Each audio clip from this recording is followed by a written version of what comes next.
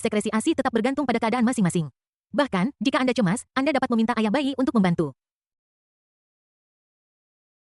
Bisakah dia membantuku? Bagaimana dia bisa membantuku? Su Xihan bertanya. Ketika Qin Lang mendengar ini, lehernya memerah dan beberapa asosiasi yang tidak pantas untuk anak-anak muncul di benaknya.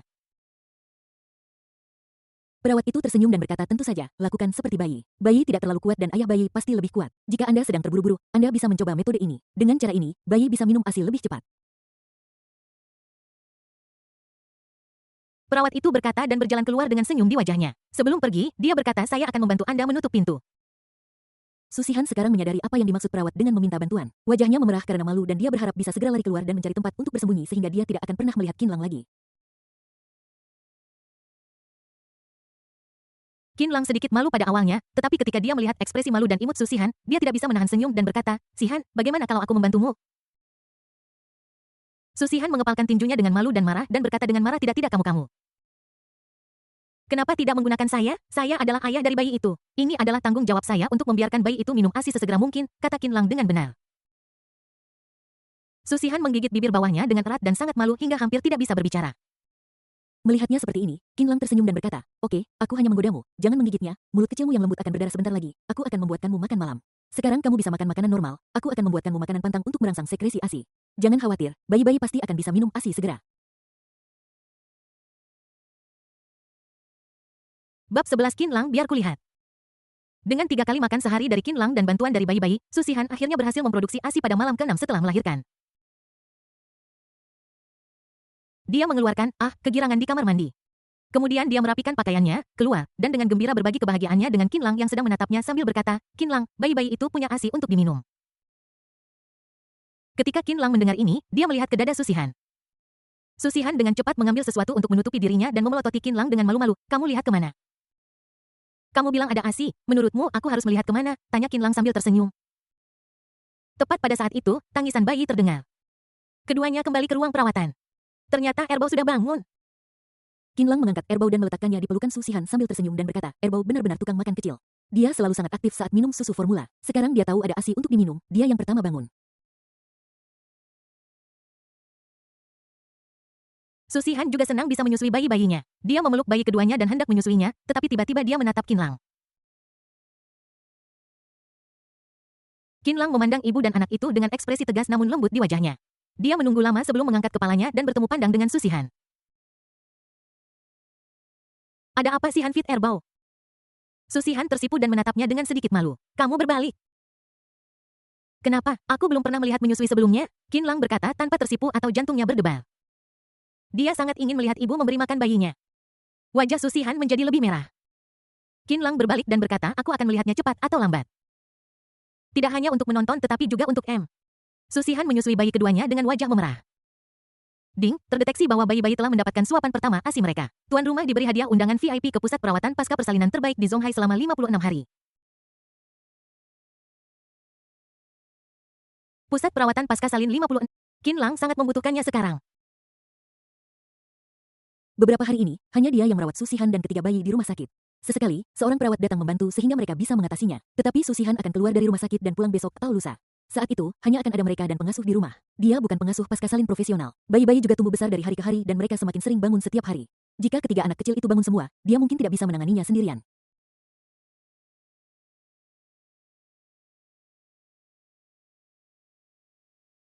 Urusan profesional sebaiknya diserahkan kepada para profesional. Pusat pengasingan adalah pilihan terbaik. Setelah bayi kedua makan dan minum cukup dan tertidur, Qin Lang menenangkan anak itu dan kemudian berbicara dengan Su Xihan tentang pusat pengasingan.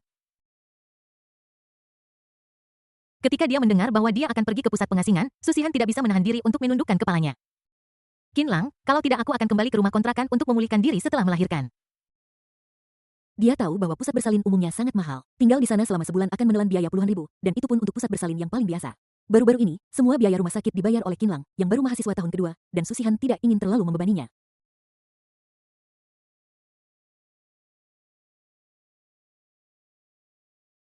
Aku merasa dalam kondisi yang cukup baik akhir-akhir ini. Ketika aku pulang, aku dan bibimu akan merawat bayi bersama. Tidak ada masalah. Su Xihan mengangkat kepalanya dan berkata dengan percaya diri.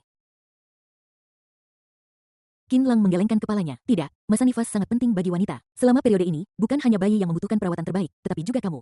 Jadi, pergi ke pusat perawatan nifas adalah pilihan terbaik. Tapi, Tidak ada tapi-tapian, aku sudah memesan pusat perawatan nifas. Aku akan bertanya kepada dokter besok dan kita akan pergi ke sana ketika kamu sudah bisa keluar dari rumah sakit, kata Qin Lang. Su Xihan sedikit terkejut, dia tidak menyangka bahwa Qin Lang bahkan telah mengatur pusat kurungan. Dia berpikir bahwa Qin Lang telah bekerja dengan rajin akhir-akhir ini demi ketiga bayinya, tetapi dia tidak menyangka bahwa Qin Lang juga sangat perhatian padanya sebagai seorang ibu. Su Xihan merasa matanya sedikit panas, dia dengan cepat menundukkan kepalanya dan berbisik, Qin Lang, terima kasih. Qin Lang merasa sakit kepala ketika mendengar kata ini. Xihan, bukankah sudah kubilang bahwa kita tidak perlu berterima kasih satu sama lain? Jangan mengatakannya lagi di masa depan. Jika kau mengatakannya lagi, aku akan marah. Su Xihan geli dengan wajah serius itu dan berkata sambil terkekeh, oke, aku tidak akan mengatakan apa-apa. Melihat bahwa dia patuh seperti kelinci kecil, Qin Lang mengusap kepala kecilnya dengan penuh kasih sayang. Tangannya terasa berbulu dan lembut, membuatnya ingin mengusapnya lagi, tetapi dia menahan diri dan melepaskannya setelah mengusapnya beberapa kali. Santai saja, ibu anak itu akan menjadi miliknya cepat atau lambat, haha. Tanda pisah, tanda pisah. Pada hari ke-8 setelah melahirkan, Su Xihan keluar dari rumah sakit. Pagi-pagi sekali, perawat profesional dan mobil pengasuh dari pusat perawatan tiba di rumah sakit. Qin Lang menyelesaikan prosedur keluar dan kemudian mengambil kursi roda dari suatu tempat untuk Su Xihan yang dibungkus rapat dan bersenjata lengkap untuk duduk.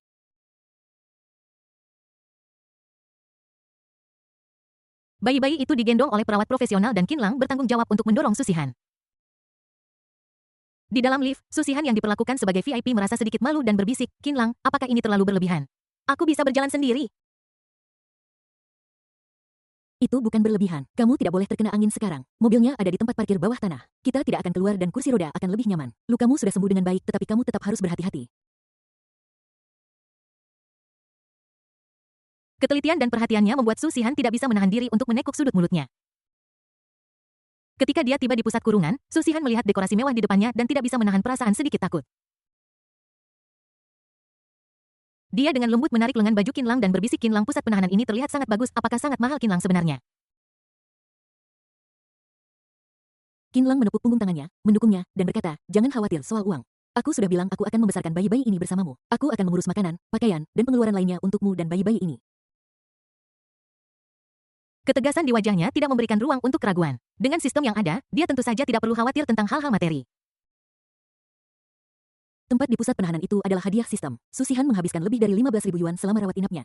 Menambahkan biaya makanan hari-hari ini, 20.000 yuan awal hampir habis.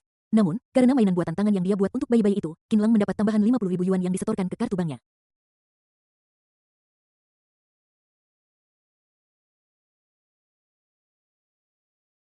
Meskipun membesarkan 3 bayi pasti akan membutuhkan lebih banyak uang di masa depan, Qin Lang sama sekali tidak panik karena sistem.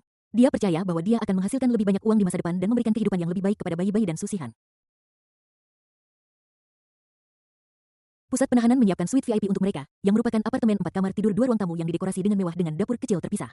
Selain kamar tidur utama Su Xihan yang besar, Qin Lang juga memiliki kamar tidur utama terpisah sendiri, serta ruang belajar dan kamar tidur lain yang disediakan untuk pengasuh yang berjaga di malam hari.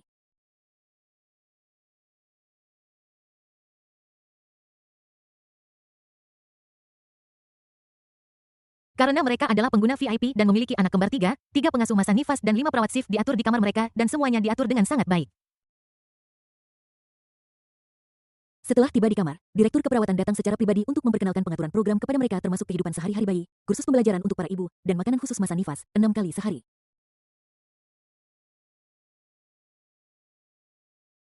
Qin Lang mendengar ini dan berkata semua yang lain baik-baik saja, tetapi Anda tidak perlu mengatur makanan masa nifas, ada dapur kecil di sini, dan saya akan membuat makanan masa nifas sendiri. Bab 12 Makanan Pasca Persalinan Qin Lang luar biasa. Kepala perawat berkata, Tuan Qin, apakah Anda khawatir makanan pantang kami tidak enak? Tuan Qin dapat yakin bahwa semua makanan pantang di pusat pantang disiapkan oleh tim ahli gizi khusus. Mereka tidak hanya lezat tetapi juga bergizi seimbang, yang sangat cocok untuk ibu untuk memulihkan diri dan menambah nutrisi selama masa nifas.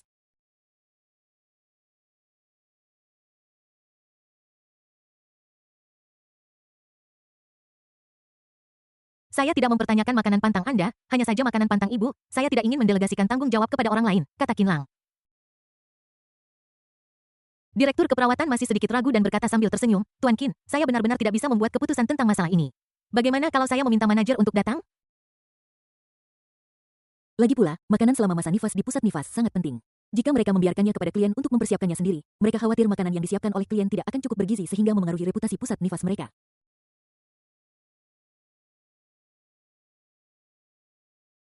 Pergi dan panggil, aku akan membuatkanmu makanan nifas untuk dilihat. Qin Lang bisa memahami kekhawatirannya. Setelah mengatakan itu, dia membuat daftar bahan-bahan dan menyerahkannya kepada direktur keperawatan, lalu mulai mempersiapkan di dapur. Ini adalah pertama kalinya direktur keperawatan menjumpai hal seperti itu dan pihak lainnya adalah seorang VIP jadi dia tidak berani banyak bicara. Dia menyuruh perawat muda itu pergi ke dapur untuk mengambil bahan-bahan yang dibutuhkan Qin Lang sementara dia bergegas menelepon manajer. Begitu manajer wanita memasuki ruangan, dia melihat Qin Lang menyiapkan hidangan dengan terampil dengan pisau di tangan. Cara dia menundukkan kepala dan fokus tidak kalah dengan koki Michelin profesional. Baik itu hidangan daging atau vegetarian, semuanya ditangani dengan teratur di talenan dalam hitungan menit.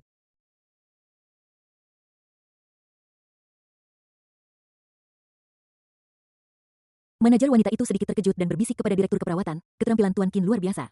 Dia pasti seorang profesional. Saya hanya tidak tahu bagaimana makanan pantangnya. Tolong minta ahli gizi untuk datang dan melihatnya nanti. Dalam waktu kurang dari 40 menit, makanan pantang Qin Lang sudah siap. Semangkuk sup ikan mas tong chow. Susihan telah memberi bayi-bayi itu ASI selama 2 hari terakhir tetapi bayi kembar 3 itu memiliki nafsu makan yang besar sehingga dia harus menambahkan lebih banyak bahan yang meningkatkan sekresi ASI ke makanan pantang.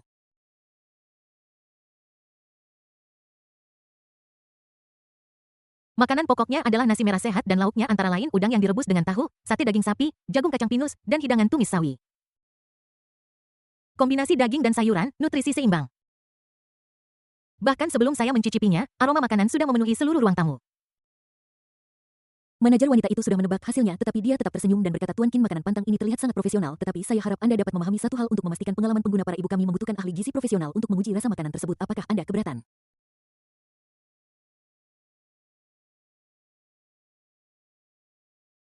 Qin Lang mengangguk dan mengulurkan tangannya dengan gerakan santai.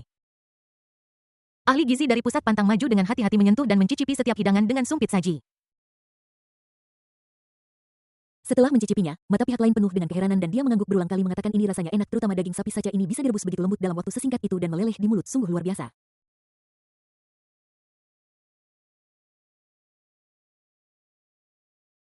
Tuan Qin, Anda benar-benar seorang ahli. Mendengar komentar ini, manajer segera meminta maaf Tuan Qin. Maaf kami tidak mengenali Anda karena makanan pantang Anda lebih enak daripada yang disiapkan oleh pusat kami. Anda dapat dengan bebas mengatur makanan pantang Anda di sini di masa mendatang kami dapat menyediakan bahan-bahan segar yang Anda butuhkan setiap hari.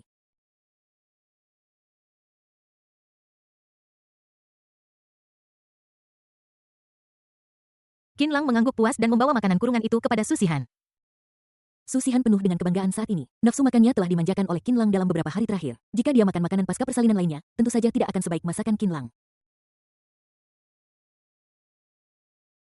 Ahli gizi itu belum pulih dari kegembiraannya. Dia menatap Qin Lang dengan mata berbinar dan berkata, keterampilan memasak Tuan Qin benar-benar hebat. Saya ingin tahu apakah Tuan Qin bersedia bergabung dengan tim ahli gizi pusat kurungan kami. Dengan kepemimpinan dan bimbingan Anda, saya yakin makanan kurungan di pusat kurungan kami pasti akan lebih baik.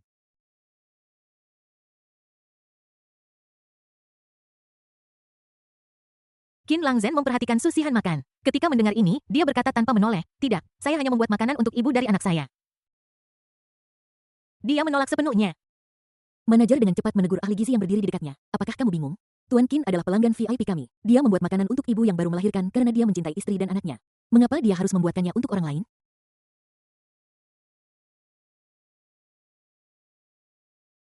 Ahli gizi itu mengangguk berulang kali dan meminta maaf. Maafkan saya. Semua orang dengan cepat meninggalkan ruangan dan berhenti mengganggu Susihan saat dia sedang makan. Untuk episode kecil ini, manajer meminta seseorang mengirimkan 1 set lengkap kursus yoga pasca persalinan sebagai kompensasi untuk hari ini. Setelah makan siang, Susihan dengan cepat tertidur. Sejak menyusui, Susihan lebih sering bangun di malam hari dan mudah lelah di siang hari. Sekarang bayi-bayi itu dirawat oleh pengasuh profesional, Qin Lang punya lebih banyak waktu luang. Dia duduk di ruang kerja menyelesaikan ukiran terakhir dari kenari. Hari-hari ini di rumah sakit, dia akan mengukir sebentar ketika tidak ada yang bisa dilakukan. Setelah beberapa hari, 2 kenari hias itu pada dasarnya selesai. Hari ini dia menghabiskan setengah jam untuk melakukan inspeksi dan meditasi terakhir. Setelah benar-benar selesai, Qin Lang memasukkannya ke dalam kotak kecil, berniat untuk menunjukkannya kepada Susihan setelah dia bangun. Pusat penahanan sudah sepenuhnya siap tetapi orang tua masih perlu menyiapkan kebutuhan sehari-hari seperti popok yang akan digunakan bayi. Qin Lang mengambil waktu ini untuk pergi ke toko perlengkapan ibu dan bayi di pusat perbelanjaan terdekat.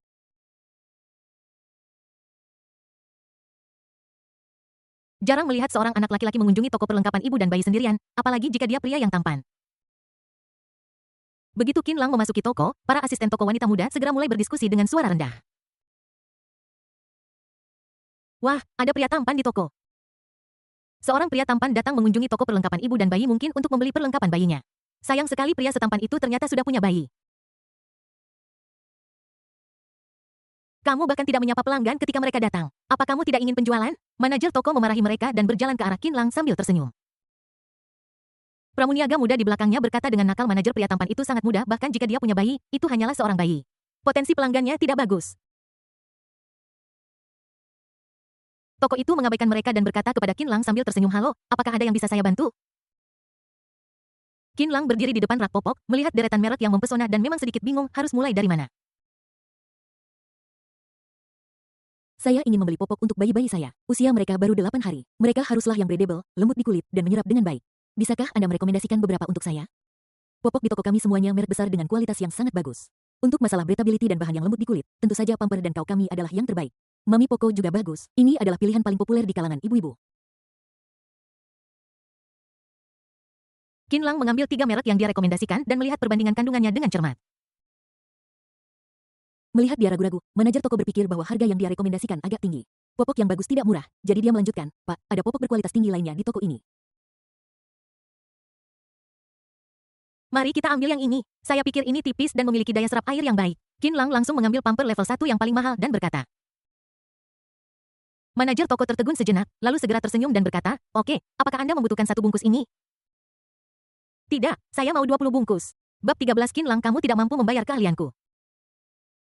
Manajer toko tertegun sejenak, bukankah 20 bungkus terlalu banyak begini Pak? Bayi baru lahir tumbuh sangat cepat, jadi popok tersedia dalam berbagai ukuran. Jika Anda membeli terlalu banyak ukuran yang sama Anda mungkin tidak dapat menggunakannya nanti dan itu akan menjadi sia-sia.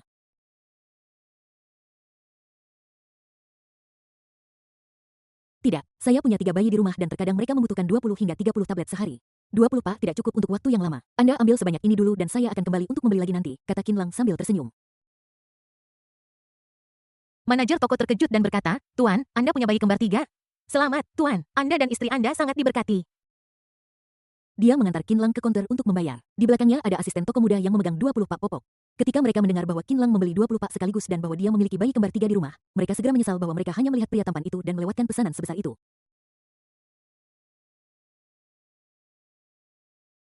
Tuan, Anda telah menghabiskan lebih dari 2.500 yuan di sini hari ini, jadi Anda bisa mendapatkan keanggotaan VIP kami sebagai hadiah. Pembelian hari ini tidak bisa dihitung ke dalam sistem poin, tetapi bisa dihitung lain kali. Kali ini kami akan memberi Anda beberapa produk bayi tambahan sebagai hadiah. Qin Lang mengangguk dan pergi dengan 2 tas popok penuh dan 1 tas hadiah besar. Petugas muda itu segera datang dan bertanya, "Manajer, bukankah VIP kita harus menghabiskan setidaknya 5.000 yuan setiap kali? Selain itu, hadiah yang baru saja Anda berikan terlalu banyak dan nilainya ribuan." Manajer toko memutar matanya ke arahnya dan berkata, "Kamu sangat bodoh. Pelanggan ini memiliki anak kembar 3 dan membeli popok terbaik dan termahal. Dia adalah pelanggan potensial terbaik kami. Kita menghasilkan banyak uang dengan menukar tempat VIP dan hadiah Xiao Qian dengan pelanggan besar potensial."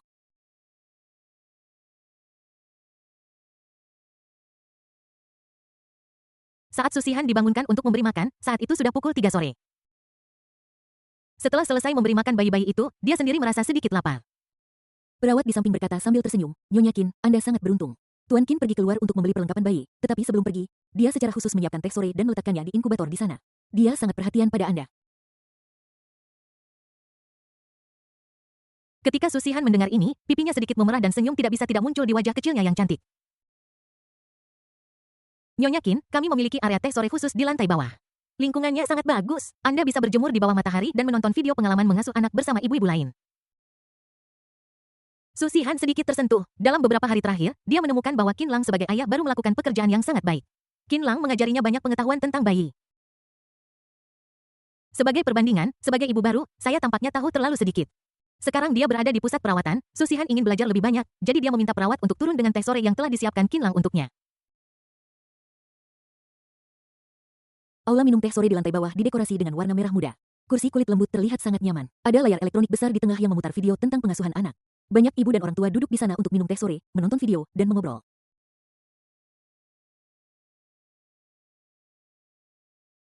Kedatangan Susihan dengan cepat menarik perhatian semua orang. Sebagai seorang ibu yang baru saja melahirkan, kulit dan sosok Susihan terlihat sangat bagus hingga membuat wanita lain iri. Susihan aslinya masih muda dan dengan kecantikannya serta makanan pantang detoksifikasi dan peningkat kecantikan Qin Lang, Susihan benar-benar bersinar di antara semua ibu. Susihan sudah terbiasa dengan tatapan seperti ini, jadi dia tidak merasa canggung sama sekali. Dia berjalan ke tempat duduk, membuka kotak teh sorenya, dan mulai makan. Ibu-ibu di sebelahku. Wah, baunya enak sekali. Teh sorenya tampak berbeda dari kita. Sungguh, kita semua sup tremela dan makanan penutup kecil, mengapa miliknya begitu kaya? Ada juga ubi blueberry dan pancake jagung, apakah itu kue kacang kenari?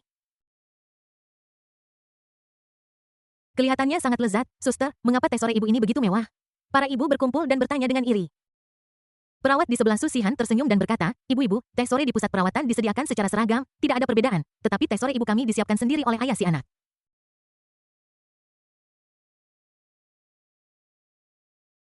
Ayah si anak menyiapkannya sendiri? Ini terlalu membuat iri. The afternoon tea is full of love, it looks much better than ours. Tanda pisah, tanda pisah. Qin Lang kembali ke kamar dan mendapati bahwa Susihan tidak ada di kamar tidur. Ketiga anak kecil itu sedang tidur nyenyak. Dia pergi ke sisi tempat tidur untuk memeriksa ketiga harta kecil itu dan kemudian bertanya kepada perawat di mana Susihan berada. Mendengar bahwa dia sedang minum teh sore di bawah, Qin Lang mengambil buah kenari yang telah dia ukir dan turun ke bawah untuk menemaninya.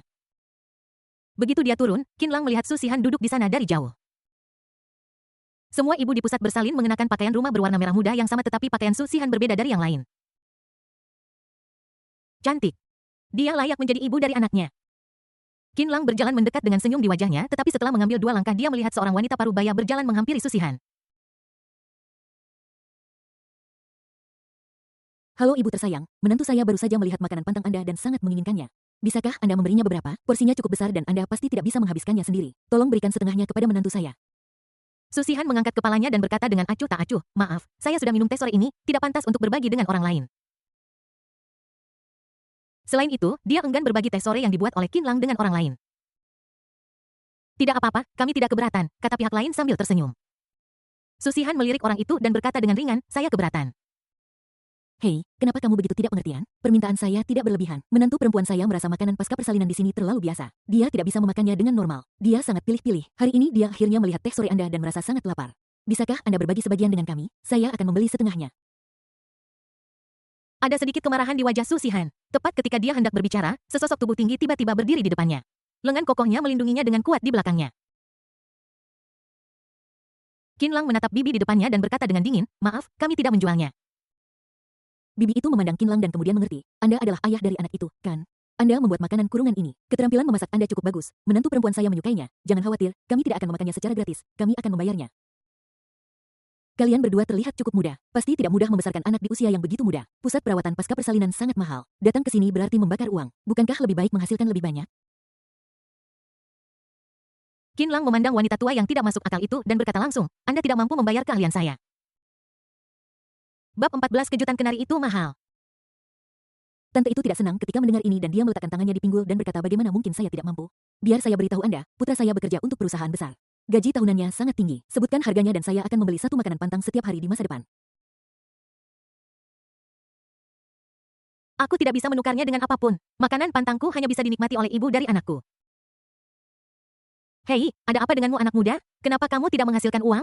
Qin Lang mengabaikannya dan berbalik untuk melindungi Susihan. Dia mengeluarkan 2 buah kenari kecil dan meletakkannya di depannya. Dia tersenyum dan berkata, lihat, kenari untuk sahabatmu sudah diukir. Tolong bantu aku melihatnya dulu, Sihan. Susihan merasa geli dengan tingkahnya. Dia menunduk, mengambil kedua buah kenari itu, dan mempelajarinya dengan cermat. Benar-benar indah, Qin Lang, kamu luar biasa. Kenari sekecil ini memiliki begitu banyak pola. Bagaimana kamu bisa mengukir pola yang begitu indah dan mendominasi di atasnya? Mata Susihan penuh dengan kekaguman. Dia tidak mengerti nilai ukiran kenari, tetapi dia bisa melihat bahwa ukirannya sangat halus dan bisa disebut sebagai karya seni. Qin Lang tersenyum tampan dan berbisik, jari-jariku lebih lentur daripada yang bisa kau bayangkan. Setelah mendengar ini, Susihan melihat tangan Qin Lang. Tangan itu ramping dan kuat dengan sendi yang jelas. Itu memang jari-jari yang sangat lentur. Tapi mengapa kalimat ini terdengar agak menyesatkan? Lagi pula semua jari lentur ini memiliki lebih banyak fungsi daripada hanya mengukir. Susihan segera menarik pandangannya menundukkan kepalanya dan 2 rona merah muncul di pipinya.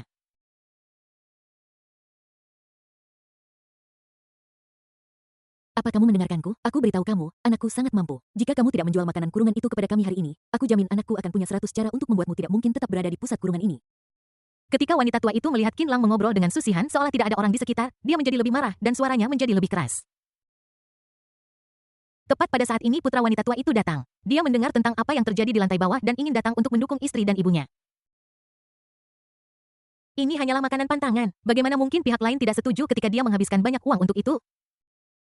Bu, apa yang terjadi? Pria berjas itu menatap Qin Lang dan Susihan dengan nada tidak ramah. Nak, kamu datang di saat yang tepat. Kedua orang inilah, saya dengan ramah berdiskusi dengan mereka bahwa saya ingin menghabiskan uang untuk membeli makanan pantangan mereka. Tetapi mereka tidak hanya tidak setuju tetapi juga mengatakan bahwa kami tidak mampu membelinya. Baiklah, Tuan, istri saya tidak nafsu makan akhir-akhir ini. Dia tidak terbiasa dengan makanan di pusat pengasingan. Karena dia menyukai makanan pengasingan yang Anda buat, mari kita bicarakan harganya. Jangan khawatir, Anda tidak akan menderita kerugian apapun. Kami. Sebelum pria itu selesai berbicara, dia tiba-tiba melihat sekilas dua buah kenari di tangan Su Xihan dan tertegun sejenak. Setelah mendengar tentang apa yang terjadi di bawah, pria itu awalnya ingin menggunakan uang untuk menekan pihak lain.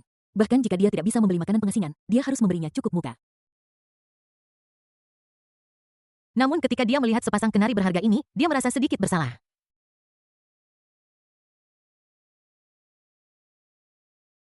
Bosnya suka mengoleksi ukiran kenari sebagai ornamen. Untuk menjilat bosnya, dia telah belajar banyak tentang hal semacam ini.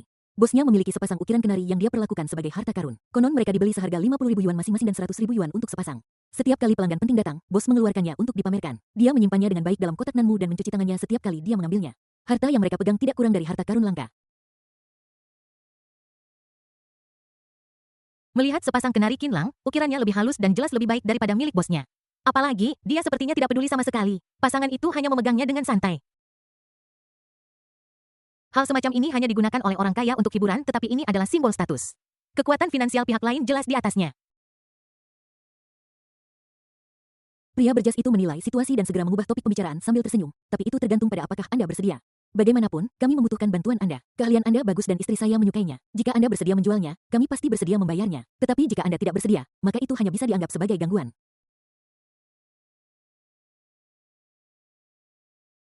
Wanita tua itu memandang putranya dengan bingung. Nak, ada apa denganmu? Ini hanya makanan pantang, mereka bahkan tidak bisa membayangkan uang yang kami berikan kepada mereka. Kenapa? Ibu, berhenti bicara. Pria berjas itu melihat Qinlang tampak tidak senang dan langsung memarahi ibunya. Keputusan menjual makanan pantang atau tidak adalah keputusan mereka. Karena mereka tidak mau, kita tidak bisa memaksa mereka. Sikapmu tadi buruk, kita harus meminta maaf kepada mereka. Bagaimana mungkin wanita tua itu punya muka untuk meminta maaf kepada Qinlang dan Su Xihan? Lagi pula, dia sangat sombong tadi. Aku tidak akan meminta maaf. Kenapa aku harus meminta maaf? Aku tidak melakukan kesalahan apapun. Mereka tidak senang padahal sudah diberi uang. Pria berjas itu memandang Qinlang dengan nada meminta maaf dan berkata sambil tersenyum. Tuan, Nyonya, saya sangat menyesal. Orang tua itu memang cukup keras kepala. Saya minta maaf kepada Anda berdua atas nama ibu saya. Maaf mengganggu minum teh sore Anda. Wanita tua itu sangat marah melihat putranya begitu pengecut. Tepat ketika dia akan meledak, manajer pusat perawatan bergegas setelah mendengar berita itu. Apa yang terjadi? Suaranya langsung menarik perhatian semua orang. Manajer wanita itu memandangi dua pelanggan di tengah. Dari ekspresi mereka, dia mungkin menebak apa yang sedang terjadi. Dia berjalan mendekat ke Qinlang dan membungkuk dengan hormat. Maafkan saya, Tuan Qin. Ini karena buruknya manajemen pusat perawatan kami sehingga Anda dan istri Anda mengalami pengalaman buruk seperti itu. Jadi kami akan menyediakan ruang minum teh VIP khusus untuk Anda dan istri Anda nanti. Akan ada juga guru pengasuhan anak khusus untuk mengajar secara langsung. Di masa depan, istri Anda tidak perlu datang ke tempat bising seperti aula untuk menonton video.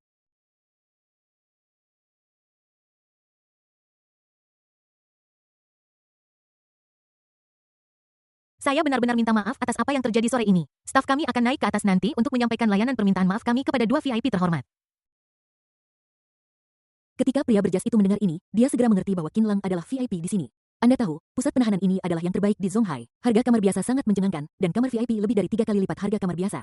Tampaknya kekuatan Qinlang memang lebih kuat dari yang dia kira.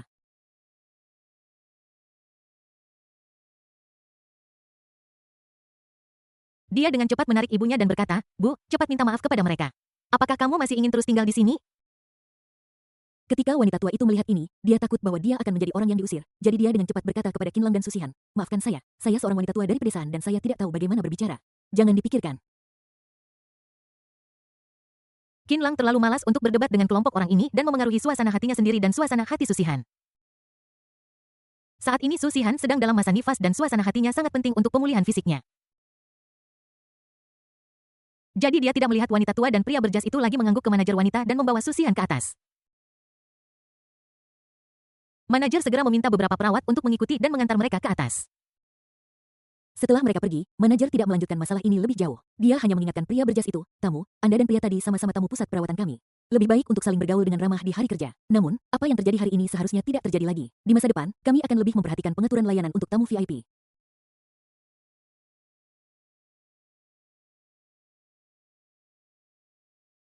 Pria berjas itu mengangguk sedikit padanya, lalu membawa ibunya pergi dengan sikap dingin. Bab 15 Su Xihan terkejut menghasilkan 200.000 yuan dari sepasang kenari. Ibu, bisakah kamu berhenti membuat masalah untukku? Setelah kembali ke kamar, pria berjas itu tidak bisa menahan amarahnya. Wanita tua itu memelototinya. Apa yang kulakukan padamu? Aku hanya ingin membeli makanan untuk masa nifas. Jelas sekali kedua anak muda itu tidak tahu apa yang baik bagi mereka. Kamu terlalu pengecut hari ini. Kamu adalah seorang eksekutif perusahaan besar dan menghasilkan banyak uang. Mengapa kamu takut pada dua anak muda? Oke, apa kamu tidak dengar? Aku VIP di sini. Memangnya kenapa kalau VIP? Kami juga bayar untuk tinggal di sini dan ini sangat mahal. Aku sedih hanya dengan memikirkannya, kata wanita tua itu dengan keras kepala. Pria berjas itu menghela napas dan dengan sabar menjelaskan, Bu, jangan marah. Ini karena putramu tidak becus. Pria muda tadi jauh lebih mampu daripada putramu. Ibu pikir kita menghabiskan banyak uang untuk datang ke pusat perawatan ini, tetapi harga VIP 3 kali lipat dari harga kita. 3 kali lipat dari itu akan menjadi lebih dari 200.000 yuan. Menghabiskan begitu banyak uang untuk masa nifas, apakah mereka gila? Wanita tua itu terkejut. Pria berjas itu tersenyum pahit. Apa itu? Apakah kamu melihat kenari di tangan ibu itu? Itu sangat berharga dan itu adalah mainan untuk orang kaya. Orang-orang kelas pekerja seperti putraku dan aku bahkan tidak bisa memikirkannya. Oke, lain kali kita melihat mereka di sini, kamu harus mengambil jalan memutar. Jangan menyinggung mereka, jika tidak kita tidak akan tahu bagaimana kita mati. Tanda pisah, tanda pisah.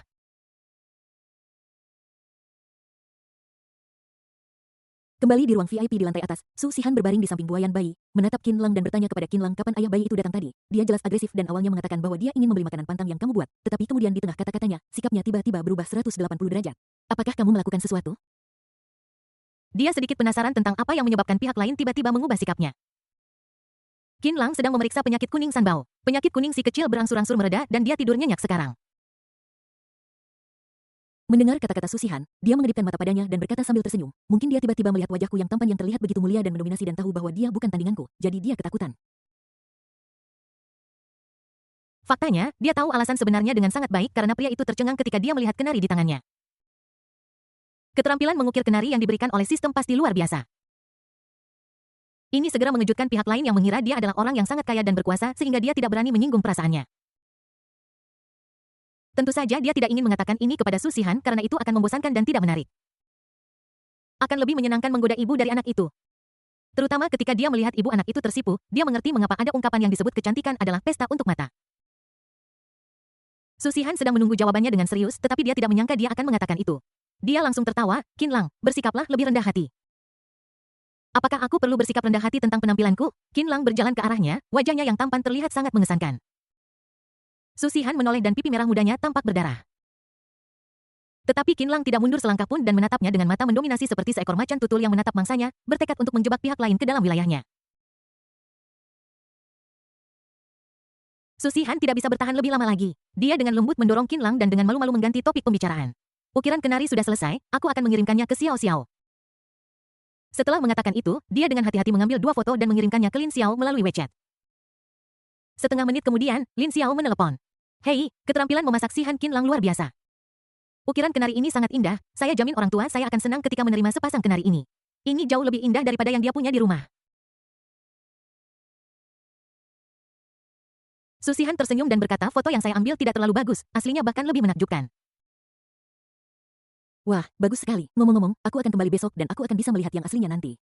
Haruskah kalian keluar dari rumah sakit sekarang? Di mana aku bisa menemukanmu besok di rumah kontrakan? Kami tidak kembali ke rumah kontrakan, Qin Lang membawaku ke pusat perawatan pasca persalinan. Ketika Su Sihan mengatakan ini, dia melirik Qin Lang diam-diam dengan rasa manis di matanya. Lin Xiao tertegun sejenak, lalu tersenyum dan berkata, Qin Lang benar-benar perhatian. Pusat perawatan pasca persalinan itu bagus. Jika anak kembar 3 kalian berada di rumah kontrakan, mengandalkan kalian berdua dan bibimu, akan sulit untuk merawat mereka. Kirimkan aku alamatnya, dan aku akan pergi ke sana segera setelah aku kembali besok. Jangan khawatir, aku akan tinggal di sini selama beberapa hari. Aku ingin sekali bertemu anak-anak baptisku, aku belum melihat mereka selama beberapa hari, aku merindukan mereka. Keduanya mengobrol tentang 3 bayi kecil itu dan Lin Xiao segera beralih ke panggilan video setelah berbicara lama, dia menutup telepon dengan enggan. Setelah menutup telepon, Lin Xiao berbalik dan mulai berpikir tentang mencari alasan untuk mendapatkan uang dari ayahnya. Dia sekarang hanya seorang pekerja kantoran biasa dengan pendapatan yang lumayan, tetapi dia juga banyak menghabiskan uang dan sangat boros. Dia memberikan semua uang tunai dari proyek terakhir sebagai angpau kepada anak-anak baptisnya dan sekarang dia sangat kekurangan uang. Ukiran kenari tidak murah dan Lin Xiao telah mengetahui perkiraan harganya. Qin Lang mengukirnya dengan sangat baik sehingga dia pikir sepasang akan berharga 200.000. Lin Xiao memikirkannya dan menelepon ayahnya. Ayah, putrimu yang berharga telah diganggu. Begitu panggilan telepon tersambung, Lin Xiao segera mulai bertingkah genit. Ada apa? Siapa yang berani mengganggu putri kita yang cantik? Tanya Ayah Lin dengan nada khawatir di ujung telepon. Kali ini saya sedang dalam perjalanan bisnis. Saya pergi dengan kolega saya tetapi mereka semua membawa tas bermerek musim ini. Mereka juga mengatakan bahwa tas saya dari tahun lalu dan terlalu tua. Saya merasa sangat malu. Jadi ayah, beri aku uang untuk membeli tas baru. Ayah pasti tidak ingin putrimu dipandang rendah karena sebuah tas, kan? Gadis bodoh, berhenti berakting. Kamu hanya ingin membeli tas, kan? Silakan, kebetulan aku punya uang saku. Akan kutransfer semuanya untukmu. 60.000 yuan seharusnya cukup, kan? Kata Ayah Lin dengan senyum tidak senang. Ini tidak cukup ayah. Aku mau 200.000, kata Lin Xiao. Apa, 200.000? Tidak, itu terlalu mahal. Xiao Xiao, jangan terlalu kompetitif. Kamu menggunakan tas seharga 200.000 untuk pamer. Aku tidak tahu siapa rekan kerjamu. Mereka hanya berpenghasilan sedikit sebulan. Dari mana mereka mendapatkan uang untuk membeli tas seharga 200.000? Tidak, aku tidak akan membelinya. Lin Xiao berkata dengan wajah pahit, tapi aku sudah membayar deposit 20.000 yuan. Jika aku tidak membelinya, aku tidak akan mendapatkan uang itu kembali. Ayah Lin menghela napas tanpa daya. Oke, tunggu sebentar. 200.000 itu banyak, aku harus mengajukannya dari ibumu. Terima kasih, ayah. Ayah yang terbaik, aku sayang ayah. Lin Xiao meniupkan ciuman dan menunggu kabar dengan gembira. Lin Xiao dan Ayah Lin memang ayah dan anak perempuan, bahkan gerakan mereka persis sama. Kakek Lin segera memberitahu istrinya bahwa dia ingin membeli sepasang kenari seharga 400.000 yuan. Tentu saja Ibu Lin tidak setuju. Jadi dia melakukan hal yang sama dan mengatakan langsung bahwa dia telah membayar deposit sebesar 60.000 yuan dan tidak dapat dikembalikan jika dia tidak membelinya. Keluarga Lin hemat, jadi mereka sering menghabiskan banyak uang untuk pembelian agar tidak menyia-nyiakan deposit.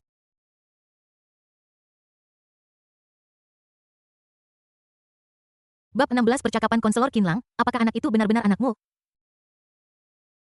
Ibu Lin tidak punya pilihan selain memarahinya beberapa patah kata, tetapi tetap menyetujuinya. Ayah Lin segera mentransfer 200.000 yuan kepada Lin Xiao dan 200.000 yuan lainnya tentu saja masuk ke celengan pribadinya. Tidak berlebihan bagi perantara untuk mendapatkan keuntungan dari selisih harga. Oh. Begitu Lin Xiao mendapatkan uang, dia segera mentransfer 100.000 kepada Su Sihan dan mengatakan itu adalah deposit dan sisanya akan diberikan ketika dia melihat produk sebenarnya besok. Ketika Su Sihan melihat bahwa uang yang ditransfer Lin Xiao adalah penuh 100.000 yuan, dia sedikit terkejut.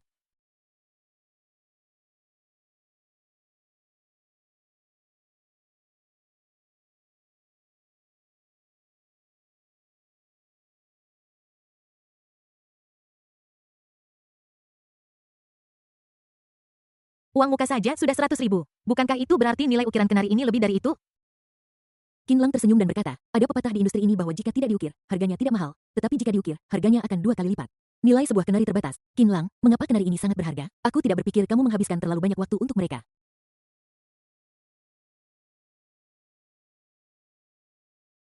Su Sihan berkata dengan kaget, kamu bisa menjual ukiran kenari ini dengan harga yang sangat mahal dalam waktu yang singkat. Qin Lang, kamu benar-benar luar biasa. Tidak heran Qin Lang selalu mengatakan bahwa tidak perlu khawatir tentang uang karena dia benar-benar mampu. Qin Lang, berikan aku nomor rekening dan aku akan mentransfer uangnya kepadamu, kata Su Sihan. Tidak perlu kamu menyimpan uang ini. Kamu juga akan menyimpan saldo Nona Lin besok. Su Sihan menatapnya dengan terkejut. Ini bukan pertama kalinya Qin Lang memintanya untuk mengambil uang. Terakhir kali dia juga memberinya amplop merah yang diberikan oleh teman sekamarnya dan Lin Xiao untuk diamankan. Tetapi itu adalah jumlah uang yang kecil. Kali ini adalah biaya kerja Qin Lang dan jumlahnya 100.000.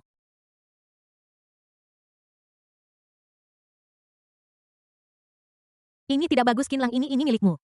Apa milikmu dan milikku? Tidak perlu membedakan antara kamu dan aku dalam hubungan kita, kata Qin Lang mendominasi. Su Sihan terdiam. Dia menemukan bahwa setiap kali di depan Qin Lang yang sangat mendominasi, dia tanpa sadar akan berubah menjadi kelinci putih kecil yang lemah. Dia berbisik tapi dengan cara ini aku merasa seperti seorang pembantu rumah tangga. Meskipun suaranya pelan, Qin Lang masih mendengarnya. Dia tersenyum dan berkata, tidak ingin menjadi pembantu rumah tanggaku? Baiklah, serahkan semua uangnya padaku. Aku menghabiskan uang dengan boros. Mendengar ini, Su Sihan segera memeluk telepon dan menjulurkan lidah merah mudanya ke arah Qin Lang. Kalau begitu aku akan mengurusnya. Aku kekurangan uang, biaya membesarkan 3 bayi sangat besar. Setelah mengatakan itu, Su Sihan tersenyum dan menunduk menatap San Bao yang baru saja bangun. Qin Lang, apakah kamu pikir bayi-bayi ini semakin cantik dan lucu sekarang? Ketiga anak kecil itu tumbuh perlahan. Mereka tidak lagi keriput seperti saat baru lahir. Kulit mereka menjadi lebih putih dan fitur wajah mereka menjadi lebih penuh dan lebih lucu. San Bao kecil sekarang membuka mata hitamnya yang besar dan menatap orang tuanya dengan rasa ingin tahu, lalu tiba-tiba membuka mulutnya dan menunjukkan senyum manis.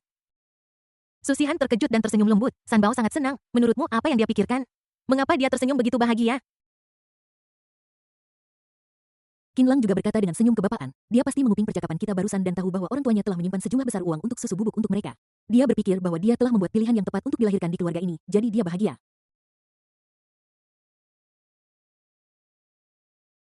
Su Xihan merasa bahwa imajinasi Qin Lang terkadang sangat besar. San Bao baru berusia 8 hari, bagaimana dia bisa mengerti apa yang kita katakan? Su Xihan baru saja selesai bergumam ketika Xiao San Bao tiba-tiba tersenyum licik dan mengulurkan tangan untuk meraih telepon tempat Su Xihan baru saja menerima uang. Qin Lang dan Su Xihan sama-sama terkejut. Qin Lang tertawa dan berkata, lihat, San Bao benar-benar sedikit mata duitan, haha. Si mata duitan kecil kami, sini, cium ayah. Keesokan paginya, setelah memberi makan bayi-bayi dan melihat Su Xihan menyelesaikan makanan pantangnya, Qin Lang hendak beristirahat ketika dia tiba-tiba menerima telepon dari teman sekamarnya, Yang Bin. Saudara Lang ini darurat, mohon segera kembali ke sekolah sekarang. Situasinya mirip dengan yang Qin Lang bayangkan. Dia tidak masuk sekolah selama seminggu terakhir dan teman sekamarnya telah membantunya mengatasi absen di kelas. Namun, sekolah kebetulan mengadakan inspeksi asrama tadi malam dan dia tidak berada di asrama sehingga dia tidak bisa menyembunyikan masalah tersebut.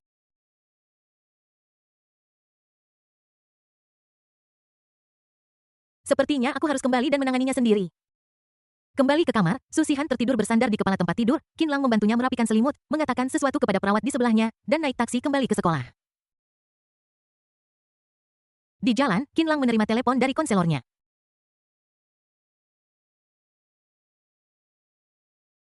Instruktur bertanya kemana dia pergi. Qin Lang merasa bahwa dia tidak bisa menjelaskannya dalam beberapa kata, jadi dia mengatakan bahwa dia akan pergi ke kantor pengajaran untuk berbicara dengan. Ketika Qin Lang tiba di kantor pengajaran, konselor wanita muda itu sedang berbicara dengan dekan. Melihat Qin Lang, dia berkata dengan wajah serius, tunggu di sana dulu. Ketika direktur melihat bahwa dia akan memberi kuliah, dia pergi tanpa mengucapkan sepatah kata pun. Konselor berdiri untuk mengantarnya pergi dan menutup pintu kantor ketika dia kembali. Begitu pintu ditutup, ekspresi serius di wajah instruktur langsung berubah menjadi ketidakberdayaan. Dia menatap Qin Lang dan menghela napas seperti seorang ibu tua. Kalian anak-anak nakal benar-benar membuat khawatir. Katakan padaku, kemana kamu pergi tadi malam? Qin Lang tersenyum dan berkata pembimbing, kali ini saya tidak kembali ke sekolah karena saya benar-benar tertunda oleh sesuatu yang penting. Pembimbing mereka adalah seorang mahasiswa magister yang baru lulus yang hanya 5 atau 6 tahun lebih tua dari para mahasiswa ini meskipun dia biasanya terlihat serius. Dia memiliki hubungan yang baik dengan para siswa secara pribadi. Hal-hal seperti tidak kembali ke asrama pada malam hari sering terjadi di kalangan mahasiswa dari waktu ke waktu. Beberapa anak laki-laki tidak tahan dengan pemutusan internet sekolah pada pukul 1130 dan keluar sepanjang malam dan kemudian tertangkap setelah itu. Para pembimbing akan membantu mereka menulis surat izin untuk menutupi hal tersebut. Mereka tidak mungkin benar-benar membiarkan mereka kehilangan kredit untuk hal-hal seperti itu dan meninggalkan noda pada catatan mereka.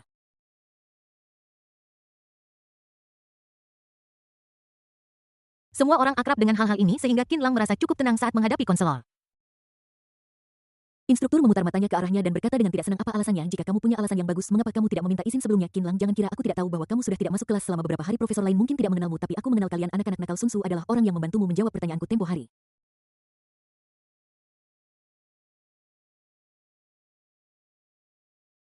Sekarang kamu di sini beri aku alasan yang bagus. Jika kamu mengaku aku akan memberimu keringanan. Jika kamu melawan aku akan memberimu hukuman berat. Konselor, saya sebenarnya memiliki hal-hal penting untuk diurus akhir-akhir ini jadi saya tidak masuk sekolah. Instruktur menatapnya dengan sedikit senyum di matanya dan tiba-tiba bertanya apakah ini tentang perasaan. Qin Lang tersenyum dan berkata instruktur, Anda tahu banyak sekali. Ini benar-benar hal yang emosional. Instruktur wanita itu memutar matanya. Si cantik dari Universitas 211 sebelah datang ke sini dengan perut besar. Berita itu menyebar ke seluruh kelas. Bagaimana mungkin aku sebagai instruktur kelas tidak tahu? Qin Lang, aku belum bertanya padamu apa yang terjadi. Apakah bayi di perut si cantik itu benar-benar milikmu? Ketika dia mengajukan pertanyaan terakhir, mata instruktur itu dipenuhi gosip yang berbinar-binar. Kata-kata penulis. Buku baru ini lembut, terus minta suara rekomendasi dan komentar. Bab 17 bertemu mantan pacar lagi, katakan permisi. Qin Lang mengangguk. Ya, anak itu memang milikku. Aku seorang ayah sekarang. Aku tidak masuk kelas beberapa hari ini karena aku di rumah sakit merawat ibu si anak. Dia baru saja melahirkan, dan sebagai ayah si anak, aku harus berada di sana untuk merawatnya. Instruktur itu memegang cangkir termosnya di satu tangan dan rahangnya ternganga ketika mendengar ini. Matanya di balik kacamata berbingkai emas tiba-tiba melebar dan dia menatap Qin Lang di depannya dengan kaget.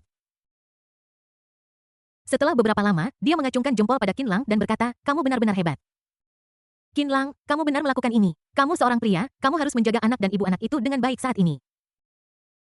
Aku akan menulis surat keterangan tentang apa yang terjadi tadi malam. Kamu tidak perlu khawatir tentang itu. Jadwal sekolah tidak terlalu padat akhir-akhir ini. Kamu harus menghabiskan lebih banyak waktu dengan mereka. Bagaimanapun, ini adalah masa yang istimewa. Ngomong-ngomong, saya harus memberi selamat kepada Anda. Laki-laki atau perempuan? Tanya konselor itu dengan terkejut. Mendengar pertanyaan ini, Qin Lang tersenyum dan itu adalah senyum bangga sebagai seorang ayah. Dia berkata, kembar 3, 1 laki-laki dan 2 perempuan. Kembar tiga, instruktur itu menelan ludahnya, mengacungkan jempol lagi, dan berkata, "Oke, Qinlang, kamu luar biasa. Selamat guru." "Terima kasih," kata Qinlang sambil tersenyum. Anak-anak muda zaman sekarang memang berani dalam melakukan sesuatu, tetapi sudah banyak mahasiswa yang menikah dan punya anak sekarang, dan kebijakan mendukungnya. Saya bukan orang yang kuno, jadi saya pasti akan mendukungmu.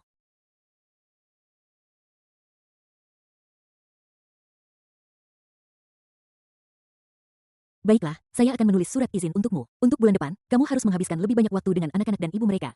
Jangan khawatir tentang masalah sekolah. Namun, meskipun kamu "Siap, Pak. Terima kasih, instruktur." Qinlang keluar dari kantor pengajaran dengan permintaan izin yang sah di tangannya.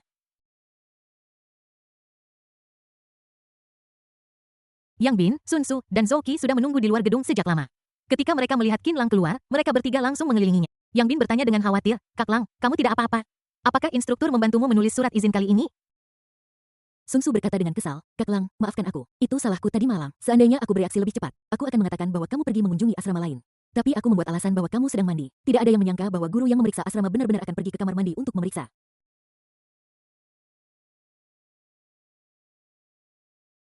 Zhou Qi juga cemas dan menarik Qinlang ke samping untuk bertanya, "Kak Lang, apakah masalahnya sudah selesai? Apakah kamu benar-benar akan dipotong kreditmu?" Qinlang memandang mereka bertiga, mengulurkan lengan panjangnya, menepuk bahu mereka, dan berkata sambil tersenyum, "Jangan khawatir, apakah ada sesuatu yang tidak bisa ditangani oleh Kak Lang kalian ini?" Cuaca bagi mereka bertiga langsung berubah dari mendung menjadi cerah. "Saudara Lang, jadi kamu sudah menyelesaikannya?" Qinlang mengeluarkan aplikasi cuti menjentikannya di tangannya dan kemudian melemparkannya ke tangan Yang Bin. "Ambil medali emas bebas kematian, mulai sekarang kita akan siap untuk apel kelas inspeksi asrama mendadak dan sebagainya." Ketiganya melihat ke bawah dan langsung merasa geli. "Saudara Lang, kamu luar biasa. Tidak hanya kamu mendapatkan aplikasi cuti, tetapi kamu juga mendapatkannya selama sebulan penuh. Ini benar-benar medali emas hidup dan mati." "Saudara Lang, bagaimana kamu melakukannya? Ajari aku ingin pergi berlibur, tidak sebulan, hanya seminggu." Zhou Su maju untuk meminta nasihat. Qinlang meliriknya, menggelengkan kepalanya, dan berkata, "Aku khawatir itu tidak akan berhasil. Siapa yang menyuruhmu tidak punya 3 bayi lucu? Haha." Inspeksi asrama berhasil diselesaikan dan mereka berempat berjalan menuju gedung asrama sambil berbicara dan tertawa. Karena dia kembali ke sekolah kali ini, Qinlang ingin membawa beberapa barangnya ke pusat perawatan karena dia akan tinggal di sana selama sebulan. Terakhir kali saya meminta Yang Bin dan yang lainnya untuk mengambil beberapa barang, tetapi karena mereka terburu-buru, mereka hanya mengambil beberapa kebutuhan pokok. Ada juga beberapa barang yang harus dia bawa ke pusat penahanan. Ketika dia tiba di bawah asrama, sesosok familiar muncul di pandangannya. Itu adalah mantan pacarnya, Zhao Lulu. Begitu Zhao Lulu melihat Qinlang, dia menegakkan punggungnya dan berjalan ke arahnya dengan agresif. "Hei, bukankah ini teman sekelas Qinlang yang sudah lama tidak kulihat? Kamu menghilang selama lebih dari seminggu. Kenapa tiba-tiba datang ke universitas biasa kami hari ini? Kupikir kamu sudah dibawa ke Universitas Zonghai oleh si cantik dari sekolah sebelah." Qinlang terlalu malas untuk memperhatikannya, tetapi Zhao Lulu sepertinya tidak mau menyerah. Ngomong-ngomong, sekolah mengadakan inspeksi asrama mendadak tadi malam. Beberapa orang tidak pulang pada malam hari. Mereka harusnya dikurangi kredit kan? Qinlang, apakah kamu di sini untuk menulis surat pernyataan? Kamu harus menulis surat pernyataan ini dengan hati-hati karena jika kamu gagal, itu akan dimasukkan ke dalam berkas siswa kamu. Zhao Lulu tertawa sambil menutupi mulutnya dengan tangan secara dibuat-buat. Qinlang menatapnya sekarang dan benar-benar tidak merasakan apapun. Dibandingkan dengan Susihan, Zhao Lulu si kembang sekolah benar-benar tidak seberapa, bukan hanya dalam penampilan tetapi juga dalam karakter. Dia bahkan tidak tahu mengapa dia begitu buta untuk berkencan dengannya selama ini. Benar saja setelah menghabiskan waktu yang lama dengan seseorang Anda akan tahu wajah asli orang lain. Jatuh cinta pada pandangan pertama terlalu terburu-buru. Tapi dia juga harus berterima kasih kepada Zhao Lulu karena telah putus dengannya, jika tidak, dia tidak akan bertemu orang sebaik Susihan.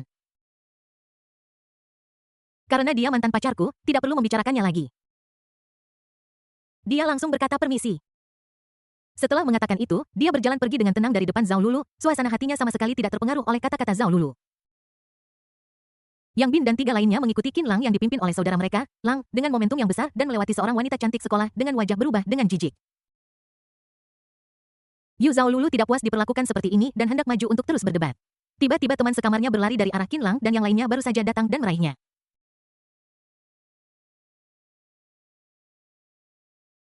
"Lulu, berhenti mengejarku." Dalam sekejap mata, Qinlang dan teman-temannya sudah memasuki asrama putra. Zhao Lulu dengan marah menepis tangan teman sekamarnya dan berkata dengan marah, "Xiao Duo, kenapa kamu menarikku? Apa kamu tidak melihat betapa sombongnya Qinlang?" Xiao Duo menarik lengan bajunya dan berbisik, "Berhenti bicara, Lulu. Qinlang sudah mengatasi apa yang terjadi semalam. Zhao Lulu tiba-tiba berbalik dan mengerutkan kening. Bagaimana mungkin? Aku secara khusus meminta ketua senat mahasiswa untuk membantu inspeksi asrama tadi malam, dan dekan ada di sana saat itu. Bahkan jika instruktur ingin membantunya lolos, itu tidak dapat dibenarkan tanpa alasan yang sah.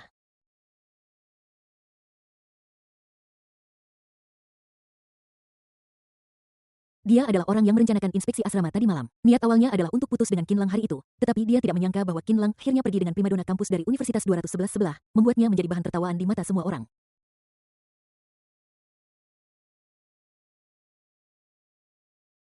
Qin Lang tidak masuk kelas beberapa hari ini dan teman-teman sekelas secara pribadi mengatakan bahwa Qin Lang dan primadona sekolah itu pasti memiliki hubungan yang nyata. Semua orang memandangnya dengan kasihan dan Zhao Lulu dapat menebak apa yang mereka katakan di belakangnya dengan jari kakinya. Itu sebabnya dia punya ide ini untuk memberi pelajaran pada Qin Lang dan tidak membiarkannya bersenang-senang dengan wanita lain di luar.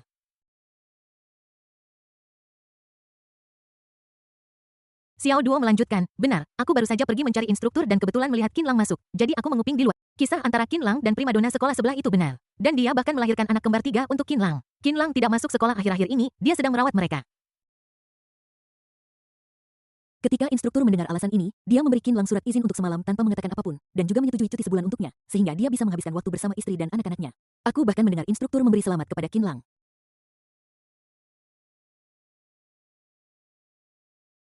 Bab 18 Makan Makanan Anjing. Ketika Zhao Lulu mendengar ini, dia langsung meledak marah di tempat. Bagaimana ini mungkin? Sebenarnya benar bahwa Qin Lang berkencan dengan primadona sekolah itu.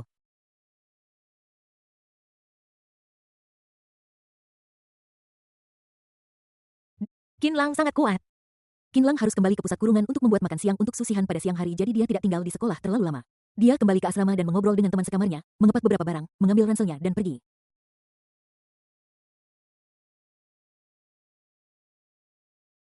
Ketika mereka kembali ke pusat penahanan, Susihan sudah bangun dan ketiga bayi kecil itu juga baru saja bangun. Susihan sedikit kewalahan mencoba memberi mereka makan sendirian. Ketika Qin Lang kembali dan melihat pemandangan ini, dia segera meletakkan apa yang sedang dia pegang, memeluk. Setelah ketiga anak kecil itu makan dan minum cukup dan tertidur, Susihan bertanya kepada Qin Lang, aku dengar dari perawat bahwa kamu kembali ke sekolah. Apakah ada sesuatu yang salah? Dia tiba-tiba melahirkan prematur dan Qin Lang menemaninya ke rumah sakit tanpa mengucapkan sepatah kata pun. Dia belum kembali ke sekolah selama berhari-hari. Dia baik-baik saja karena dia sudah menyelesaikan kredit di sekolah dan mengambil cuti, tetapi Qin Lang tertangkap basah.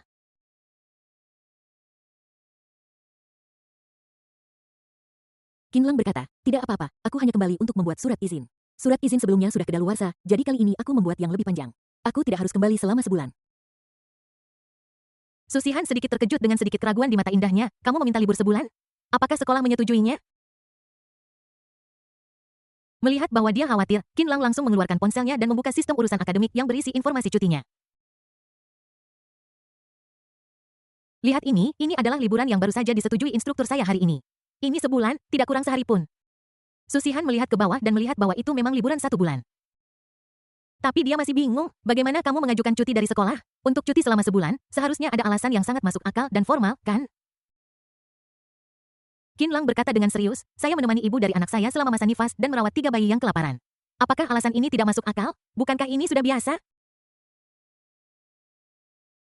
Susihan tertegun dan bertanya dengan terkejut, kamu benar-benar meminta cuti seperti ini? Ya, Qin Lang menjawab dengan tenang. Wajah Susihan langsung memerah dan mata indahnya berkedip cemas, Qin Lang, kamu terlalu berani.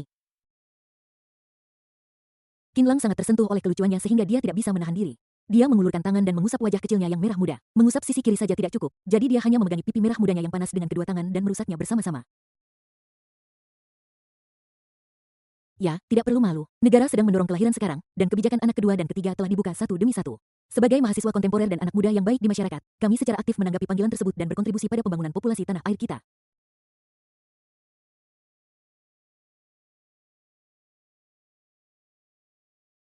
Selain itu, kami adalah keluarga dengan 3 bayi yang lahir dalam 1 kehamilan. Saya pikir jika pemerintah tahu tentang ini, mereka akan memberi kami hadiah.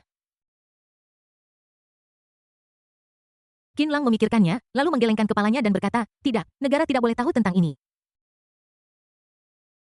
Susihan benar-benar disesatkan olehnya dan tanpa sadar bertanya mengapa. Qin Lang berkata dengan serius, lihat, negara ini mendorong orang untuk memiliki lebih banyak anak sekarang. Gen kita begitu kuat sehingga kita dapat memiliki 3 anak dalam 1 kehamilan. Susihan, apa maksudmu dengan punya lebih banyak bayi? Seperti apa struktur sirkuit otak Qin? Dia baru saja melahirkan bayi dan Qin Lang berpikir ini terlalu kotor. Susihan merasa seperti akan pingsan karena malu dari alur yang dia bayangkan di benaknya. Ini sangat adiktif. Ini benar-benar terlalu adiktif. Tepat ketika sepeda bersama di kepala Susihan hendak terbang ke langit, dering ponsel menghentikannya tepat waktu.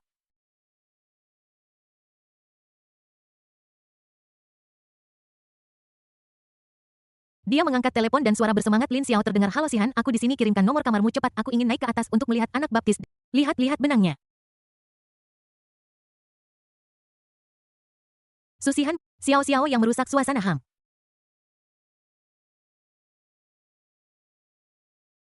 Begitu Lin Xiao memasuki kamar, dia langsung berjalan mengelilingi kamar lalu duduk di depan Susihan dan berkata dengan bersemangat, "Sihan, pusat perawatan pasca persalinan ini."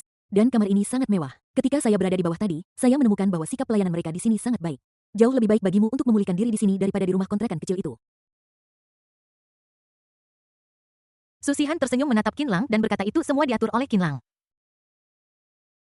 Lin Xiao mengangkat kepalanya dan mengacungkan jempol pada Qinlang. "Bagus sekali Qinlang." Qinlang tersenyum dan berkata, "Kalian mengobrol saja, aku akan turun untuk memilih bahan-bahan untuk makanan pantang siang nanti." Setelah dia pergi, Lin Xiao merendahkan suaranya dan bertanya, "Bukankah pusat perawatan ini menyiapkan makanan perawatan? Mengapa Qinlang harus memilihnya sendiri?" Susihan berkata dengan manis, "Tidak, pusat perawatan memang menyediakannya, tetapi Qinlang membuatnya lebih baik. Dia meminta untuk membuatnya sendiri untukku." Lin Xiao merasa seolah-olah seseorang telah memasukkan semangkuk makanan anjing ke dalam perutnya yang membuatnya merasa sakit tenggorokan. Namun, dia benar-benar bahagia untuk Susihan. Tidak ada yang perlu dikeluhkan tentang kinerja Qinlang akhir-akhir ini. Lin Xiao tersenyum ambigu dan mengulurkan tangan untuk menyentuh wajah Susihan dengan niat buruk. TSK, tidak heran aku merasa kamu terlihat lebih berseri-seri ketika aku melihatmu tadi.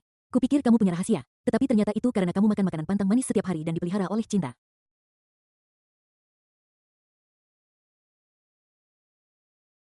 Susihan melotot padanya dengan genit, "Xiao, berhenti bicara omong kosong. Bukankah begitu? Jika bukan makanan pantangan, lalu apa? Hei, Sihan, kamu dan Qinlang, mungkinkah?" Kedua sahabat itu tahu pikiran satu sama lain dengan sangat baik, dan Susihan tahu apa yang ingin dikatakan Lin Xiao begitu dia mendengarnya. Dia mengangkat tangannya dan dengan lembut memukul Lin Xiao dan berkata dengan tergesa-gesa bagaimana mungkin. Lin Xiao mengangguk, mengecap bibirnya, dan berkata, "Benar, bahkan jika Qinlang tidak sabar, dia harus mempertimbangkan kesehatanmu saat ini." Dia sama sekali tidak sabar, Susihan tidak bisa menahan diri untuk membela Qinlang. Lin Xiao mengangkat alisnya, menyipitkan mata, dan tersenyum jahat, "Kenapa ini terdengar sangat menyesal? Sihan, apakah kamu yang tidak sabar?" Susihan merasa malu sekaligus kesal, "Xiao, kamu benar-benar harus mencuci kepalamu saat mandi. Apa yang kamu pikirkan sepanjang hari?" Haha. Kedatangan Lin Xiao membuat ruangan yang sudah ramai menjadi lebih ramai. Pada siang hari, Lin Xiao dapat menikmati makanan pantang Susihan sesuai keinginannya dan makan dengan puas. Setelah makan malam, Qinlang memberinya ukiran kenari. Ketika Lin Xiao melihat benda aslinya, dia tidak bisa menahan diri untuk terus memujinya. "Sungguh indah, Qinlang, keahlianmu benar-benar luar biasa." Sihan benar, aslinya 100 kali lebih menakjubkan daripada fotonya. Orang tua saya pasti akan menyukai ukiran kenari yang megah dan mendominasi ini. "Qinlang, terima kasih banyak. Ini adalah pembayaran terakhir, saya akan mentransfernya ke Sihan." Lin Xiao sangat senang dan dengan cepat mentransfer sisa 100.000 yuan ke akun Susihan. Dia duduk sebentar tetapi dia pergi dengan enggan karena unitnya memiliki masalah mendesak. Sebelum pergi, saya berfoto bersama dengan ketiga bayi itu. Bab 19 menamai tiga bayi. Susihan melihat saldo 200.000 yuan di rekening dan berkata kepada Qinlang sambil tersenyum, "Qinlang, aku tidak menyangka kamu menghasilkan 200.000 yuan begitu cepat. Ini banyak uang, bahkan jika kita memiliki tiga bayi itu bisa bertahan lama." Qinlang melihat ekspresinya yang bersemangat tetapi dia tidak bisa menahan perasaan sedikit tertekan. Sihan pasti mengalami masa yang sangat sulit dalam 8 bulan terakhir. Seorang mahasiswi tahun kedua juga hidup dengan biaya hidup. Tidak masalah baginya untuk menghidupi dirinya sendiri, tetapi dia juga harus merawat bayi di perutnya, menyewa rumah, dan mempekerjakan pengasuh. Jika dia tidak putus asa, mengapa dia datang kepada saya untuk meminjam uang? Qinlang bersumpah bahwa dia tidak akan pernah membiarkan ibu dan bayinya khawatir tentang uang lagi. Dia harus memikul tanggung jawab sebagai kepala keluarga. Setelah mengambil keputusan, Qinlang berkata, "Apa ini? Ini hanya sejumlah kecil uang. Kamu bisa membelanjakannya dan membeli apapun yang kamu inginkan. Aku akan mengurus semuanya yang lain." Susihan tersenyum lembut, memandangi bayi-bayi itu, dan berkata, "Aku tidak punya apapun untuk dibeli. Semuanya baik-baik saja sekarang, tetapi aku ingin membeli banyak hal untuk bayi-bayi itu. Mainan untuk kakak laki-laki, pakaian yang indah untuk kedua adik perempuan dan tempat tidur bayi mereka, kereta dorong, dan kamar perlu didekorasi." Oke, mari kita lakukan satu persatu. Qinlang mengeluarkan ponselnya, membuka aplikasi belanja, duduk di tempat tidur, dan mulai menonton bersama Susihan. Dia duduk di sampingnya. Susihan bisa merasakan kehangatan yang berasal dari tubuh Qinlang. Dia menunduk ke ponselnya dan merasa sulit untuk fokus. Sebenarnya, dia hanya menyebutkan rencananya secara kasual, tetapi dia tidak menyangka Qinlang akan melihatnya dengan sangat serius bersamanya. Segala sesuatu memiliki respons dan segala sesuatu memiliki kesimpulan. Detail seperti inilah yang paling membuat para gadis terkesan. Mereka berdua menghabiskan banyak waktu untuk memilih barang dan membeli banyak. Sisanya hanya perlu dikirim melalui ekspres. Beberapa furnitur perlu disesuaikan, tetapi diperkirakan semuanya akan tiba pada saat mereka meninggalkan pusat penahanan.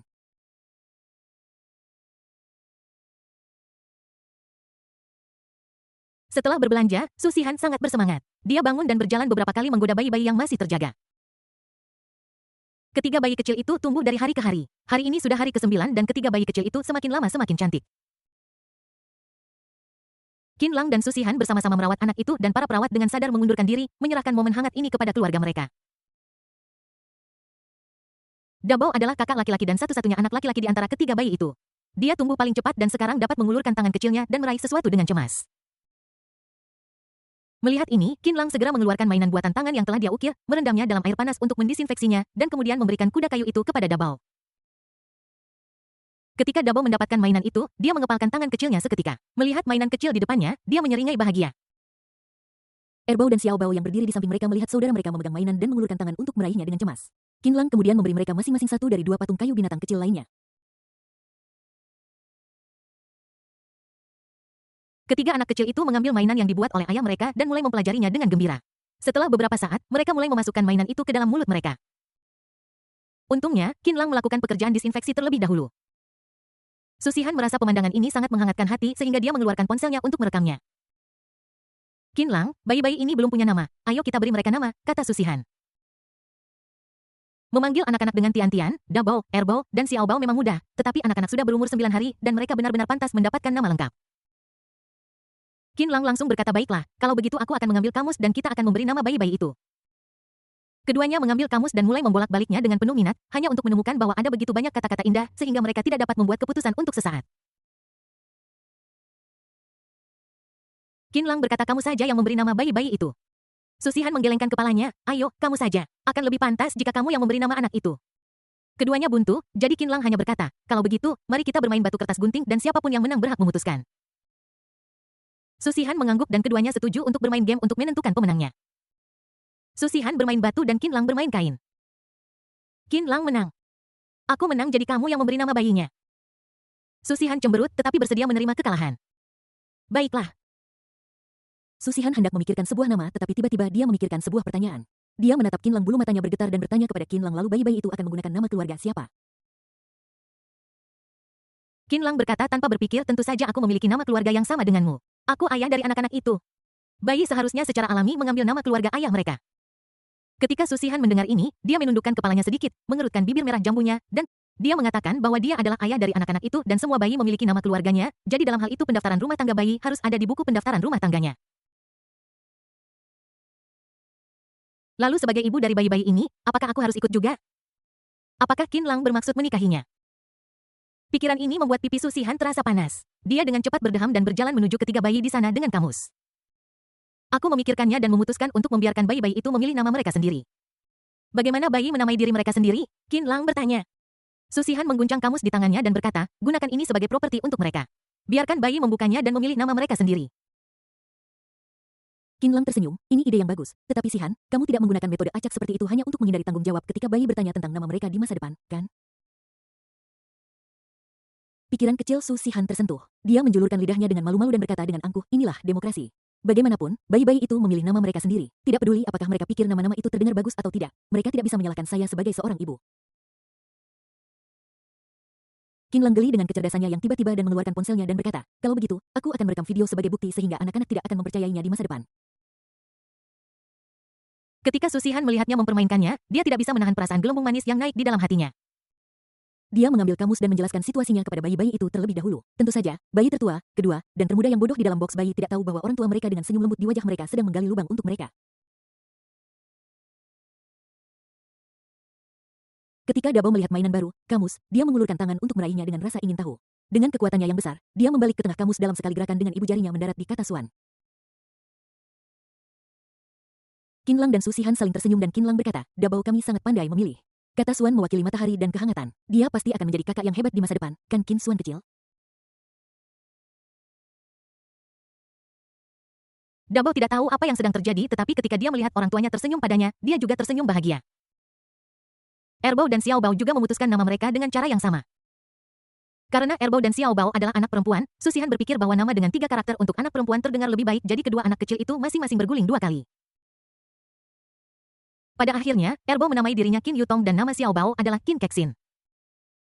Qin Lang sangat puas dengan kedua nama itu. Dia memegang salah satu putrinya di masing-masing tangan dan berkata, Yutong dan Kexin kita pasti akan menjadi bayi yang sangat cantik ketika mereka dewasa karena mereka memiliki selera estetika yang bagus sejak mereka masih muda dan nama yang mereka berikan juga bagus, kan? Yutong, Kexin.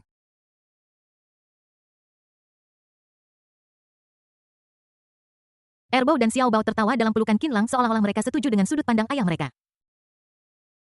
Pada titik ini penamaan 3 bayi kecil keluarga Qin berakhir dengan cara yang sangat demokratis. Bab 20 saat mengajukan akta kelahiran ibuku menelepon. Setelah nama bayi dipilih, Su Sihan memikirkan akta kelahiran.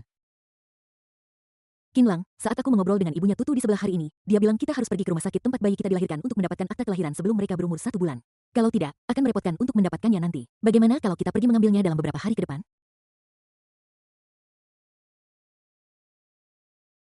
Qin Lang tertegun, dia lupa tentang akta kelahiran. Sepertinya sebagai ayah baru, dia masih memiliki banyak hal untuk dipelajari. Oke, aku ingin memeriksa bahan-bahan apa saja yang dibutuhkan untuk mengajukan akta kelahiran. Qin Lang menidurkan Yutong dan Kexin kembali di dalam box bayi, lalu mengeluarkan ponselnya untuk memeriksa informasi. Cukup sederhana, kita hanya butuh kartu identitas kita. Rumah sakit memiliki semua informasi lain tentang bayi tersebut. Aku akan pergi dan menyelesaikannya besok. Karena kamu tidak bisa bergerak dengan mudah, berikan saja kartu identitasmu dan aku akan pergi.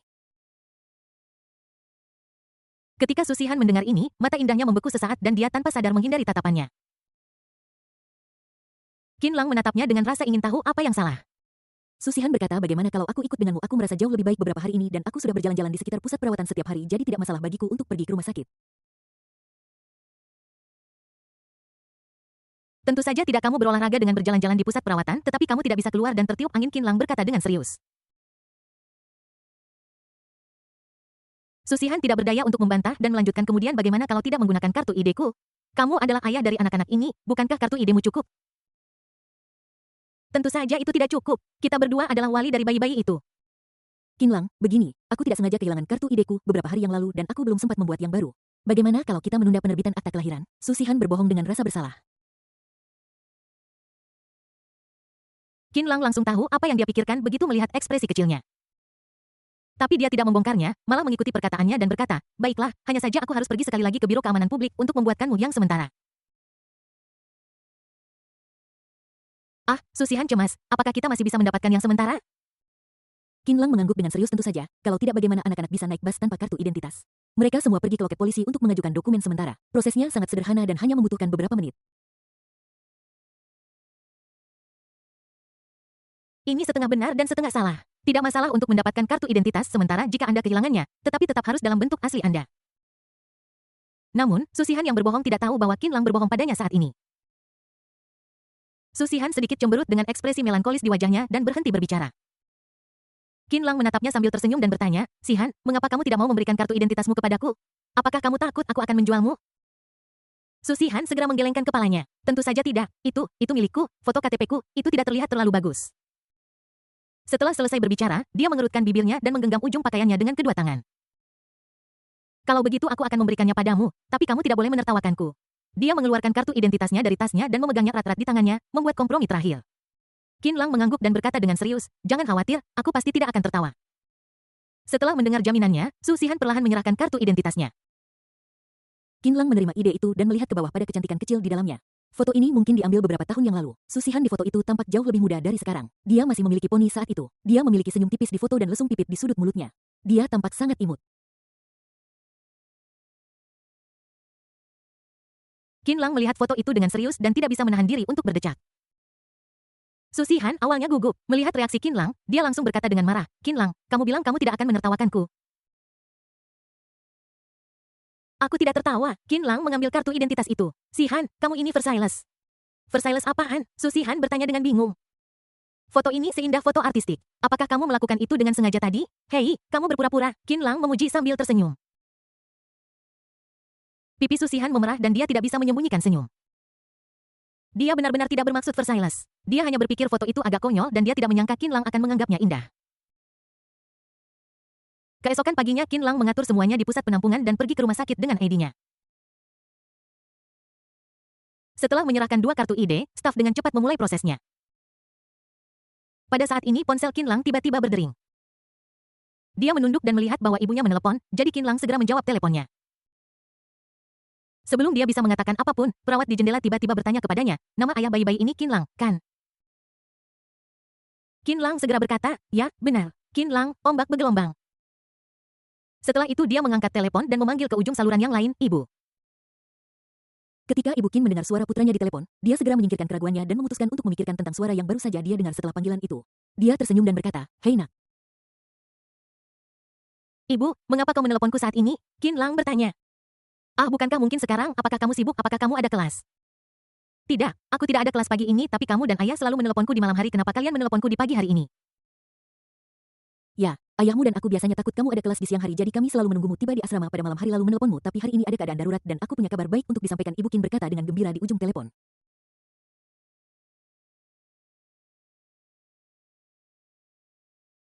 Qin Lang mendengarkan tawa ibunya dan seluruh tubuhnya lemas. Dia bersandar ke dinding dan mengobrol dengan ibunya. Kabar baik, apa yang membuat Nyonya Ding kita begitu bahagia? Bibimu baru saja meneleponku dan mengatakan bahwa sepupumu, Suksu, akan menikah pada akhir tahun ini dan tanggalnya ditetapkan pada tanggal 26 bulan lunar ke-12. Wah, itu berita bagus, tapi bukankah sepupu Suksu pergi kencan buta selama liburan musim panas? Apakah kamu akan menikah secepat ini? Ibu Qin tertawa 2 kali dan tiba-tiba berbisik, ya, aku pikir ini akan segera terjadi juga. Bibimu diam-diam memberitahuku bahwa itu karena istri sepupumu sedang hamil. Aku hanya memberitahumu tentang ini. Jangan beritahu siapapun dulu dan jangan bicara dengan sepupumu Suksu. Bagaimanapun, semuanya masih belum stabil dalam 3 bulan pertama. Keluarga bibimu belum mengatakan apapun, mereka hanya berbagi dengan saya secara diam-diam. Aku tahu, Bu, ini hal yang baik, Bibi pasti sangat senang.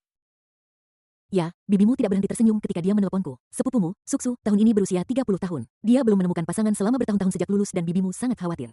Tapi kali ini bukan hanya dia akan segera menikah, tetapi dia juga akan memiliki anak. Ini benar-benar kebahagiaan ganda.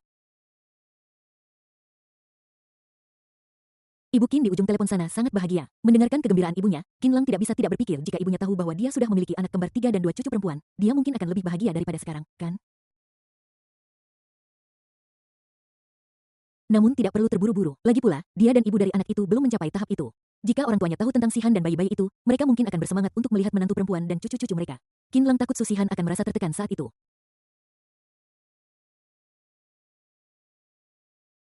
Dia perlu berurusan dengan ibu anak itu terlebih dahulu dan kemudian berbagi kabar baik dengan orang tuanya.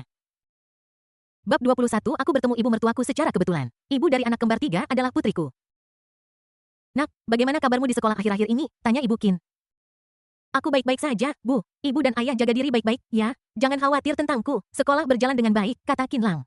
Baguslah, ayahmu dan aku juga baik-baik saja. Jangan khawatirkan kami. Ngomong-ngomong, apakah uangmu cukup? Jika tidak, beritahu ibu dan aku akan meminta ayahmu untuk mentransfer uangnya padamu. Tidak, Bu, aku punya cukup biaya hidup. Lagi pula, ibu punya banyak waktu luang di kampus. Aku, putramu, punya penghasilan lain.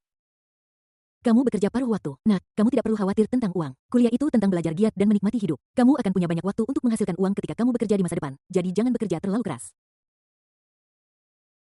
Mendengarkan kekhawatiran ibunya, Qin Lang merasa hangat di hatinya. Dia merendahkan suaranya dan berkata, aku tahu.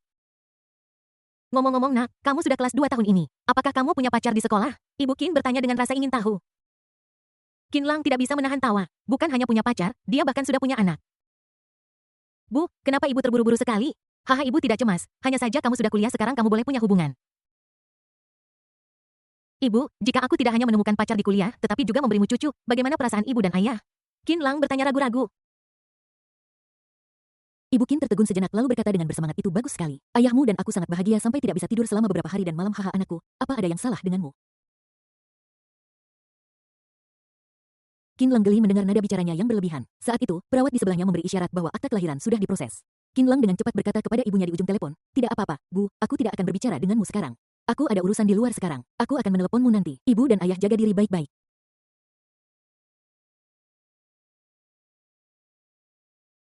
Oke, ayahmu dan aku baik-baik saja. Sana, pergi dan sibuklah. Nak, Ibu Qin dengan cepat mempercepat kecepatan bicaranya dan menyelesaikan kalimat terakhir.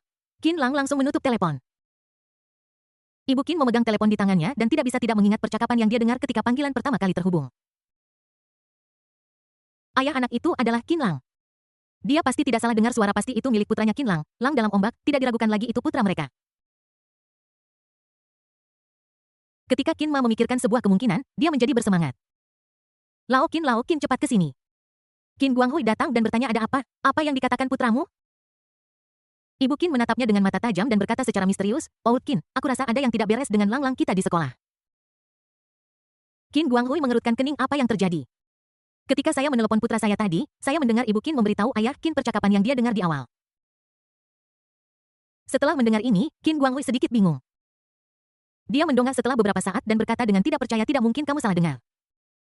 Mustahil Ibu Qin bersikeras saya pasti tidak salah dengar itu putra kita sendiri yang mengatakannya dan ketika saya bertanya apakah dia punya pacar bukan hanya dia tidak menjawab dia juga mengatakan kepada saya bahwa jika dia tidak hanya punya pacar tetapi juga punya cucu ini pasti bukan sesuatu yang dia katakan dengan santai.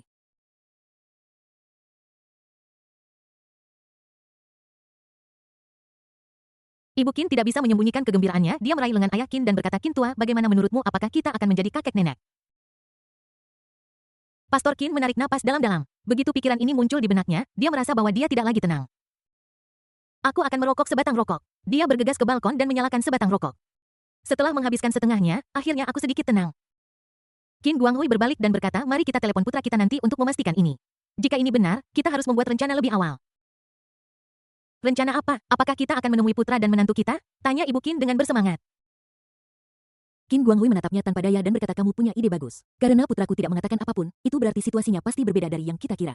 Tapi apapun itu, putraku punya pacar dan dia mungkin hamil. Biaya hidup yang diberikan kepadanya sebelumnya pasti tidak cukup. Aku akan mentransfer sejumlah uang kepadanya nanti.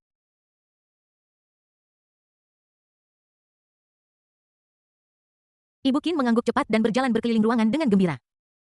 Bagus sekali Lao Qin, jika putra kita benar-benar menemukan pasangan di kampus, itu akan sangat bagus. Hubungan di sekolah itu murni, tidak akan semudah itu begitu kamu mulai bekerja. Lihat Suksu, dia hampir 30 tahun dan dia belum menikah juga. Qin Guanghui juga tersenyum dan tidak bisa menahan diri untuk menantikan pemandangan putranya membawa pulang menantu perempuannya yang sedang hamil. Di rumah sakit, Qin Lang keluar dengan 3 akta kelahiran yang baru saja dia terbitkan, berniat untuk langsung kembali ke pusat perawatan pasca salin. Tepat ketika dia mencapai pintu, sebuah ponsel berdering dan seorang wanita menabraknya dari depan. Qin Lang tidak bisa menghindar tepat waktu dan hanya bisa membantunya berdiri, tetapi barang-barang di tangannya jatuh. Setelah pihak lain berdiri tegak, dia dengan cepat meminta maaf, maafkan saya. Kemudian dia membantu Qin Lang mengambil barang-barang di tanah. Ada 3 akta kelahiran. Apakah dia melahirkan anak kembar 3? Dia tidak bisa menahan diri untuk tidak melihat kolom ibu di akta kelahiran dengan rasa ingin tahu. Tertulis ibu dari anak Susihan.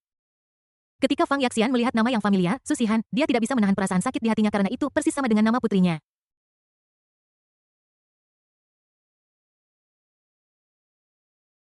Di belakangnya ada nomor ID ibu anak itu dan dia dengan cepat menundukkan kepalanya untuk melihatnya. Saya ingin memverifikasi pikiran, mengerikan, di benak saya. Saat dia melihat 4 angka di bagian depan kartu identitasnya, sebuah tangan ramping tiba-tiba meraih dan mengambil akta kelahiran dari tangannya. Qin Lang mengambil 3 akta kelahiran itu dan berkata dengan sopan, terima kasih. Fang Yaxian mengangkat kepalanya dan menatap Qin Lang. Qin Lang sangat tampan, tinggi, dan cerah. Tingginya 185 meter, yang sangat menarik perhatian di selatan di mana sebagian besar anak laki-laki tingginya sekitar 17 meter. Fang Yaxian sedikit linglung dengan apa yang dilihatnya. Bibi, apakah kamu baik-baik saja? Qin Lang bertanya dengan sopan. Fang Yaxian dengan cepat menggelengkan kepalanya. Tidak apa-apa, maaf. Aku tadi sibuk mencari ponselku untuk menjawab panggilan dan aku tidak menyadari bahwa aku menabrakmu. Aku minta maaf. Qin Lang menggelengkan kepalanya dan hendak pergi ketika Fang Yaxian tiba-tiba bertanya, cowok ganteng, apakah kamu di sini untuk mengajukan akta kelahiran? Melihat kebingungan Qin Lang, Fang Yaxian menunjuk akta kelahiran di tangan Qin Lang dan menjelaskan sambil tersenyum. Aku tidak sengaja melihatnya. Aku tidak menyangka kamu akan menjadi seorang ayah di usia yang begitu muda. Selamat.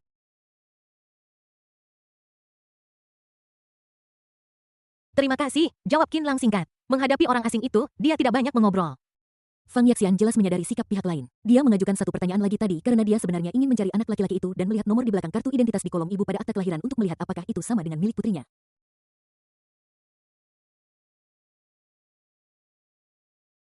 Tetapi dia memikirkannya lagi dan merasa itu tidak mungkin. Putrinya baru kelas 2 SMA, bagaimana mungkin dia punya anak? Pasti nama yang duplikat. Tapi 4 angka pertama di kartu ID sama dengan milik putriku. 2 angka pertama mewakili provinsi dan angka ketiga dan keempat mewakili kode kota di dalam provinsi. Bab 22, apakah dia benar-benar putriku? Keempat nomor ini sama yang berarti bahwa ibu dari anak pada akta kelahiran Susihan tidak hanya memiliki nama yang sama dengan putrinya tetapi juga tinggal di tempat yang sama dengan putrinya yang Cheng Provinsi Guangdong.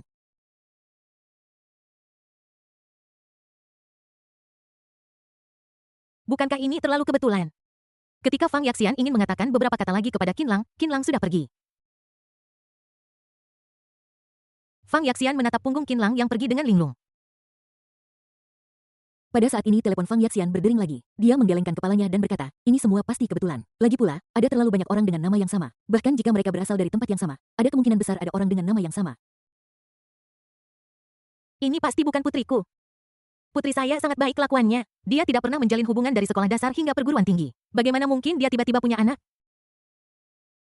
Dan mereka melahirkan anak kembar 3 yang membutuhkan banyak faktor genetik. Keluarga saya bahkan tidak memiliki gen untuk anak kembar, apalagi gen untuk anak kembar 3. Sepertinya aku sudah lama tidak bertemu putriku. Semua yang kulihat mengingatkanku padanya. Kali ini aku harus melihat putriku tersayang dengan benar untuk menghilangkan kerinduanku padanya. Setelah mencuci otaknya sendiri, Fang Yaxian kembali sadar. Kali ini dia menemukan tempat duduk kosong dan mengeluarkan ponselnya dari tasnya. Panggilan itu dari suaminya. Fang Yaxian menjawab, Lao Su, mengapa kamu terus meneleponku? Aku baru saja menabrak seseorang saat mencoba menjawab panggilanmu. Ayah Su di ujung telepon bertanya dengan khawatir, apakah kamu menabrak seseorang? Apakah kamu baik-baik saja? Tidak apa-apa, Fang Yaxian tersenyum ketika mendengar kekhawatiran suaminya. Aku hanya bertabrakan dengan seorang pemuda di pintu masuk rumah sakit.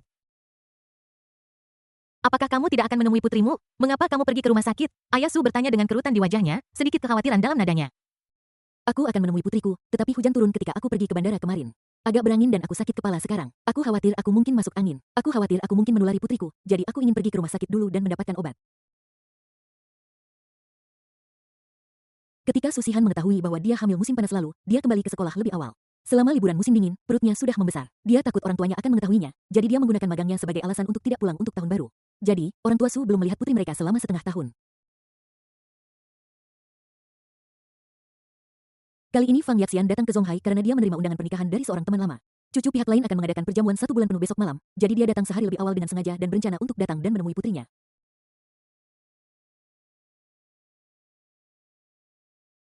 Ayah Su merasa lega setelah mendengar ini dan berkata, kalau begitu kamu juga harus hati-hati. Jika kamu benar-benar masuk angin, minum obat dan kemudian pergi menemui putrimu. Fang Yaxian tersenyum tidak bahagia dan berkata, aku tahu aku tidak akan menularkan penyakit pada putriku tersayang. Ngomong-ngomong, Lao Su, pemuda yang kutemui di gerbang rumah sakit barusan datang ke rumah sakit untuk mengajukan akta kelahiran anaknya. Ketika aku mengambilkan sertifikat untuknya, aku melihat nama putri kita tertulis di kolom ibu bayi. Persis sama, Lao Su, apa menurutmu putri kita hamil?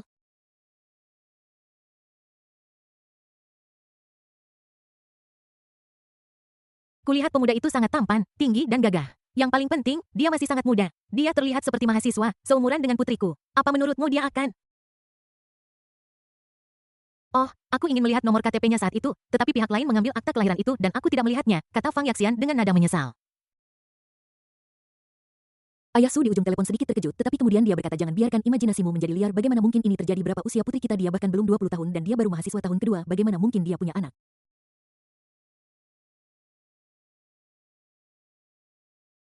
Fang Yaxian tersenyum dan berkata ya aku juga berpikir itu tidak mungkin. Selain itu Lao Su, aku baru saja melihat ada 3 akta kelahiran yang berarti kembar 3 anak muda zaman sekarang benar-benar kuat. Sutua jika putri kita melahirkan anak kembar 3 di masa depan kamu dan aku akan sangat bahagia. Rumah kita akan sangat ramai tiba-tiba. Mendengarkan pikiran liarnya, Ayah Su tersenyum dan berkata itu omong kosong. Kita tidak punya gen itu. Apa yang kamu pikirkan untuk melakukan itu sepagi ini? Kamu masuk angin. Segera periksakan diri ke dokter. Pergi ke sekolah putrimu untuk menemuinya. Aku memeriksa jadwalnya secara online. Dia tidak ada kelas siang ini. Dia mungkin ada di asrama. Langsung pergi ke asramanya dan berikan dia kejutan.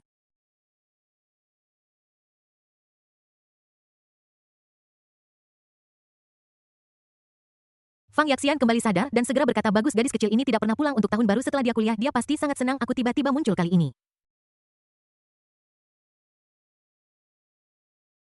Baiklah, jangan lupa untuk pergi ke mall dan membeli beberapa barang lagi termasuk makanan ringan yang disukai putrimu serta pakaian dan tas musiman. Belikan dia lebih banyak ketika kamu bertemu dengannya. Ajak dia keluar untuk makan sesuatu yang enak. Kantin sekolah pasti tidak seenak di rumah.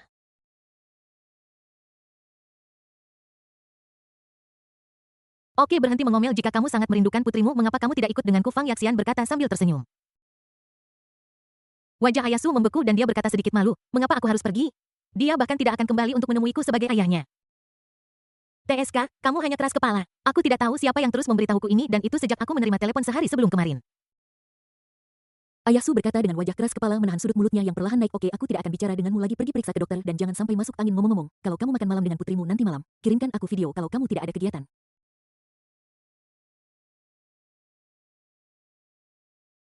Aku tahu, aku janji akan memperlihatkan putri kesayangan kita padamu. Fang Yaxian menutup telepon sambil tersenyum. Tanda pisah, tanda pisah. Ketika Qin Lang kembali ke pusat kurungan, Susihan sudah bangun. Apakah akta kelahiran sudah siap, tanyanya sambil berdiri.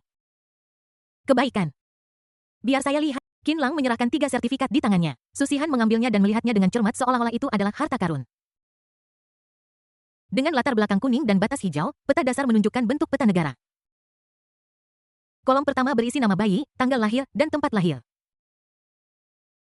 Selanjutnya adalah nama ibu dan nomor ID, diikuti dengan nama ayah dan nomor ID. Melihat namanya dan nama Qin Lang muncul berdampingan di sini, Susihan memiliki perasaan yang sangat aneh di hatinya. Ibu ayah. Sepertinya tiba-tiba ada semacam hubungan yang tidak terpisahkan antara dia dan Qin Lang, dan ikatan yang mempertahankan hubungan ini adalah 3 bayi yang lucu. Susihan mengeluarkan ponselnya dan mengambil foto dengan hati-hati untuk disimpan, kemudian dia berjalan ke kereta bayi dengan akta kelahiran dan berbicara kepada 3 bayi yang sedang tidur. Qin Xuan kecil, Qin Yutong kecil, Qin Kexin kecil, ini adalah 3 akta kelahiranmu, mulai sekarang kamu akan memiliki sertifikat identitasmu sendiri. Suaranya sangat lembut dan halus dan itu membuat orang merasa seperti digaruk lembut oleh cakar anak kucing. Qin Lang berjalan mendekat dan menatap ketiga bayi kecil itu bersamanya. Anak-anak kecil itu tidur nyenyak, wajah kecil mereka yang kemerahan tampak seperti telur rebus yang begitu kenyal sehingga Qin Lang tidak bisa menahan diri untuk tidak ingin mengulurkan tangan dan mencubitnya. Bab 23, jangan mencubit wajah bayimu atau dia akan mengeluarkan air liur. Namun, sebelum dia bisa menyentuh wajah Dabo, Susihan tiba-tiba meraihnya. Tidak, kamu tidak boleh bermain dengan wajah bayi. Dia akan mengeluarkan. Kemudian Susihan dengan sabar menjelaskan kulit wajah bayi sangat tipis dan halus, jaringan kelenjar parotis di mulut belum berkembang sepenuhnya dan sangat rapuh dan mudah rusak oleh dunia luar. Jika wajah bayi sering dicubit, itu akan merusak kelenjar bayi dan menyebabkan mengeluarkan air liur, yang akan berdampak tertentu pada kesehatan bayi.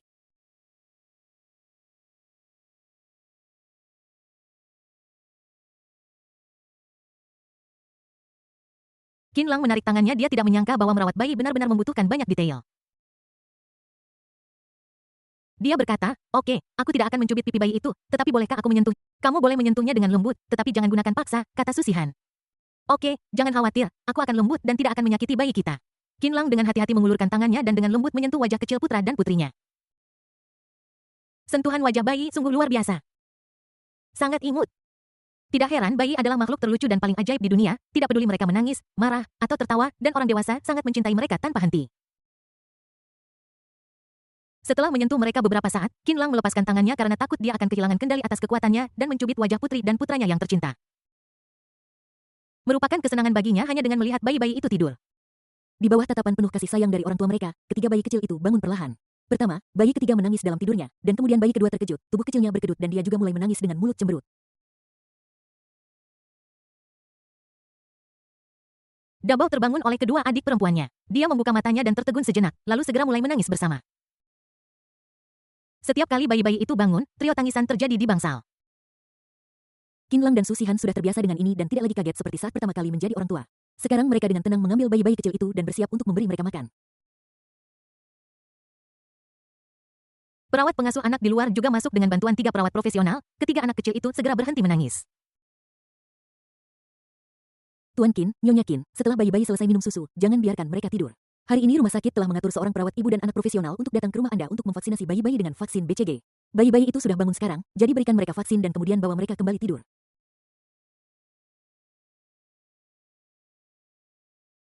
Ketiga bayi tersebut telah diberi vaksin hepatitis B segera setelah mereka lahir, tetapi vaksin BCG tidak diberikan pada saat yang sama. Karena mereka adalah kembar 3 dan lahir prematur, kondisi tubuh mereka lebih lemah daripada bayi biasa ketika mereka lahir, dan vaksin itu untuk virus ringan, jadi hanya dosis pertama vaksin hepatitis B yang diberikan pada saat itu.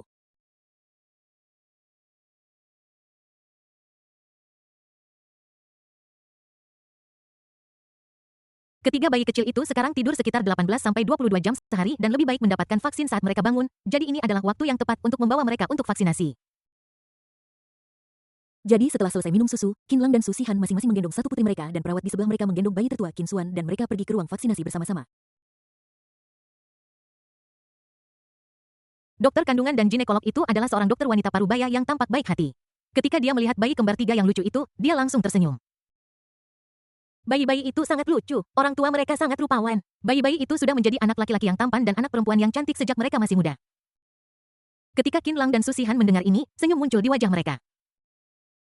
Dokter sedang menyiapkan vaksin di sana. Setelah mengeluarkan vaksin yang didinginkan, mereka harus dibiarkan beberapa saat agar menghangat. Qin Lang dan yang lainnya duduk di samping mereka sambil menggendong bayi dan menunggu. 3 pria kecil itu sangat sadar sekarang. Yutong berbaring di bawah Qinlang, wajah kecilnya yang lembut tertekan oleh tulang belikat Qinlang dengan setetes air liur jernih menggantung di sisi mulutnya. Si kecil menghembuskan napas dengan rasa ingin tahu dan mengeluarkan gelembung kecil.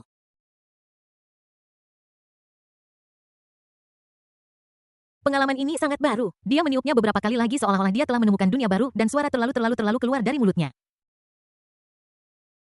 Susihan melihatnya dan berkata sambil tersenyum. Qinlang lihat Erbao sedang meniup gelembung. Qinlang menoleh dan melihat setetes kecil air liur di bahunya, tapi itu adalah air liur putrinya. Dia sama sekali tidak merasa itu kotor. Malah, dia merasa sensasi itu luar biasa. Melihat Yutong dengan gembira meniup gelembung, dia tersenyum seperti ayah yang baik. Keksin kecil juga tidak diam. Dia dengan rasa ingin tahu meraih semua yang bisa dia dapatkan di pelukan ibunya, seperti pakaian Susihan dan rambut Susihan. Meskipun anak kecil itu tidak besar, dia memiliki kekuatan besar di tangannya. Begitu dia mengepalkan tinjunya, dia tidak akan melepaskannya. Susihan mengikat rambutnya menjadi sanggul, tetapi ada beberapa helai rambut yang lepas di sekitar telinganya. Xiao Keksin meraih helai rambut yang lepas itu dan bermain dengannya dengan gembira. Mendesis sakit-sakit Keksin rambut ibu bukan mainan. Ketika Keksin mendengar suara ibunya, dia tidak melepaskan rambut ibunya. Sebaliknya, dia melambaikan tangannya dengan lebih gembira seolah-olah dia sedang bermain dengan ibunya. Bayi memang sangat energi, dokter berkata sambil maju untuk membantu melepaskan helai rambut kecil Susihan. Meskipun Dabao digendong oleh perawat, tangan kecilnya terus menarik-narik pakaian ibunya. Melihat ini, Qinlang tidak tega melihat putranya diabaikan, jadi dia langsung mengulurkan tangan dan memegang putra dan putri keduanya di bahunya, masing-masing satu di setiap tangan. Bayi-bayi itu masih kecil dan lengan Qinlang kuat dan bertenaga, jadi tidak masalah baginya untuk menggendong mereka pada saat yang sama. Kakak dan adik itu berkumpul dan segera meraih tangan satu sama lain dan mulai bermain dengan gembira. Ketiga anak itu bersenang-senang dan Qinlang dan Susihan juga dalam suasana hati yang baik sampai dokter di sana mengeluarkan jarum suntik. Bayi-bayi yang baru berusia 10 hari tidak tahu apa arti jarum suntik itu, tetapi Susihan sebagai seorang ibu menjadi gugup terlebih dahulu. Dia memeluk Keksin dan bertanya, "Dokter, apakah vaksin ini akan sakit?" Dokter itu menatapnya dan tersenyum, "Tidak, jangan khawatir sayang, ibu. Saya sudah berada di bidang ini selama 30 tahun dan keterampilan saya sangat baik." Susihan bahkan lebih gugup daripada harta kecil di lengannya. Dia tidak tahu apakah kata-kata yang dia ucapkan untuk menghibur Keksin atau dirinya sendiri. Tidak apa-apa sayang, dokternya sangat profesional, dia memperbaikinya dengan cepat, tidak akan sakit. Keksin menatap ibunya dengan bingung, mata hitam besarnya menunjukkan kepolosan. Melihat ini Qinlang menghiburnya, "Tidak apa-apa Sihan, ini hanya vaksinasi, bayi-bayi sudah menerima suntikan saat mereka lahir."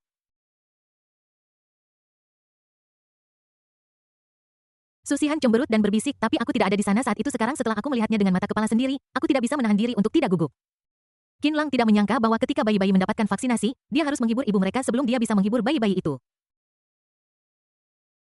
"Tidak apa-apa dokter, sangat profesional, mungkin bayi kita akan selesai sebelum dia bahkan bereaksi." Dokter juga bilang aku akan segera sampai di sana. Melihat semua orang menghiburnya, Susihan sedikit tersipu malu. "Terima kasih dokter." Dabao adalah kakak pertama yang disuntik. Anak kecil itu dengan rasa ingin tahu berbaring di lengan ayahnya dan membiarkan Qinlang melepas pakaian di lengannya. Dia ingat bahwa beberapa hari yang lalu,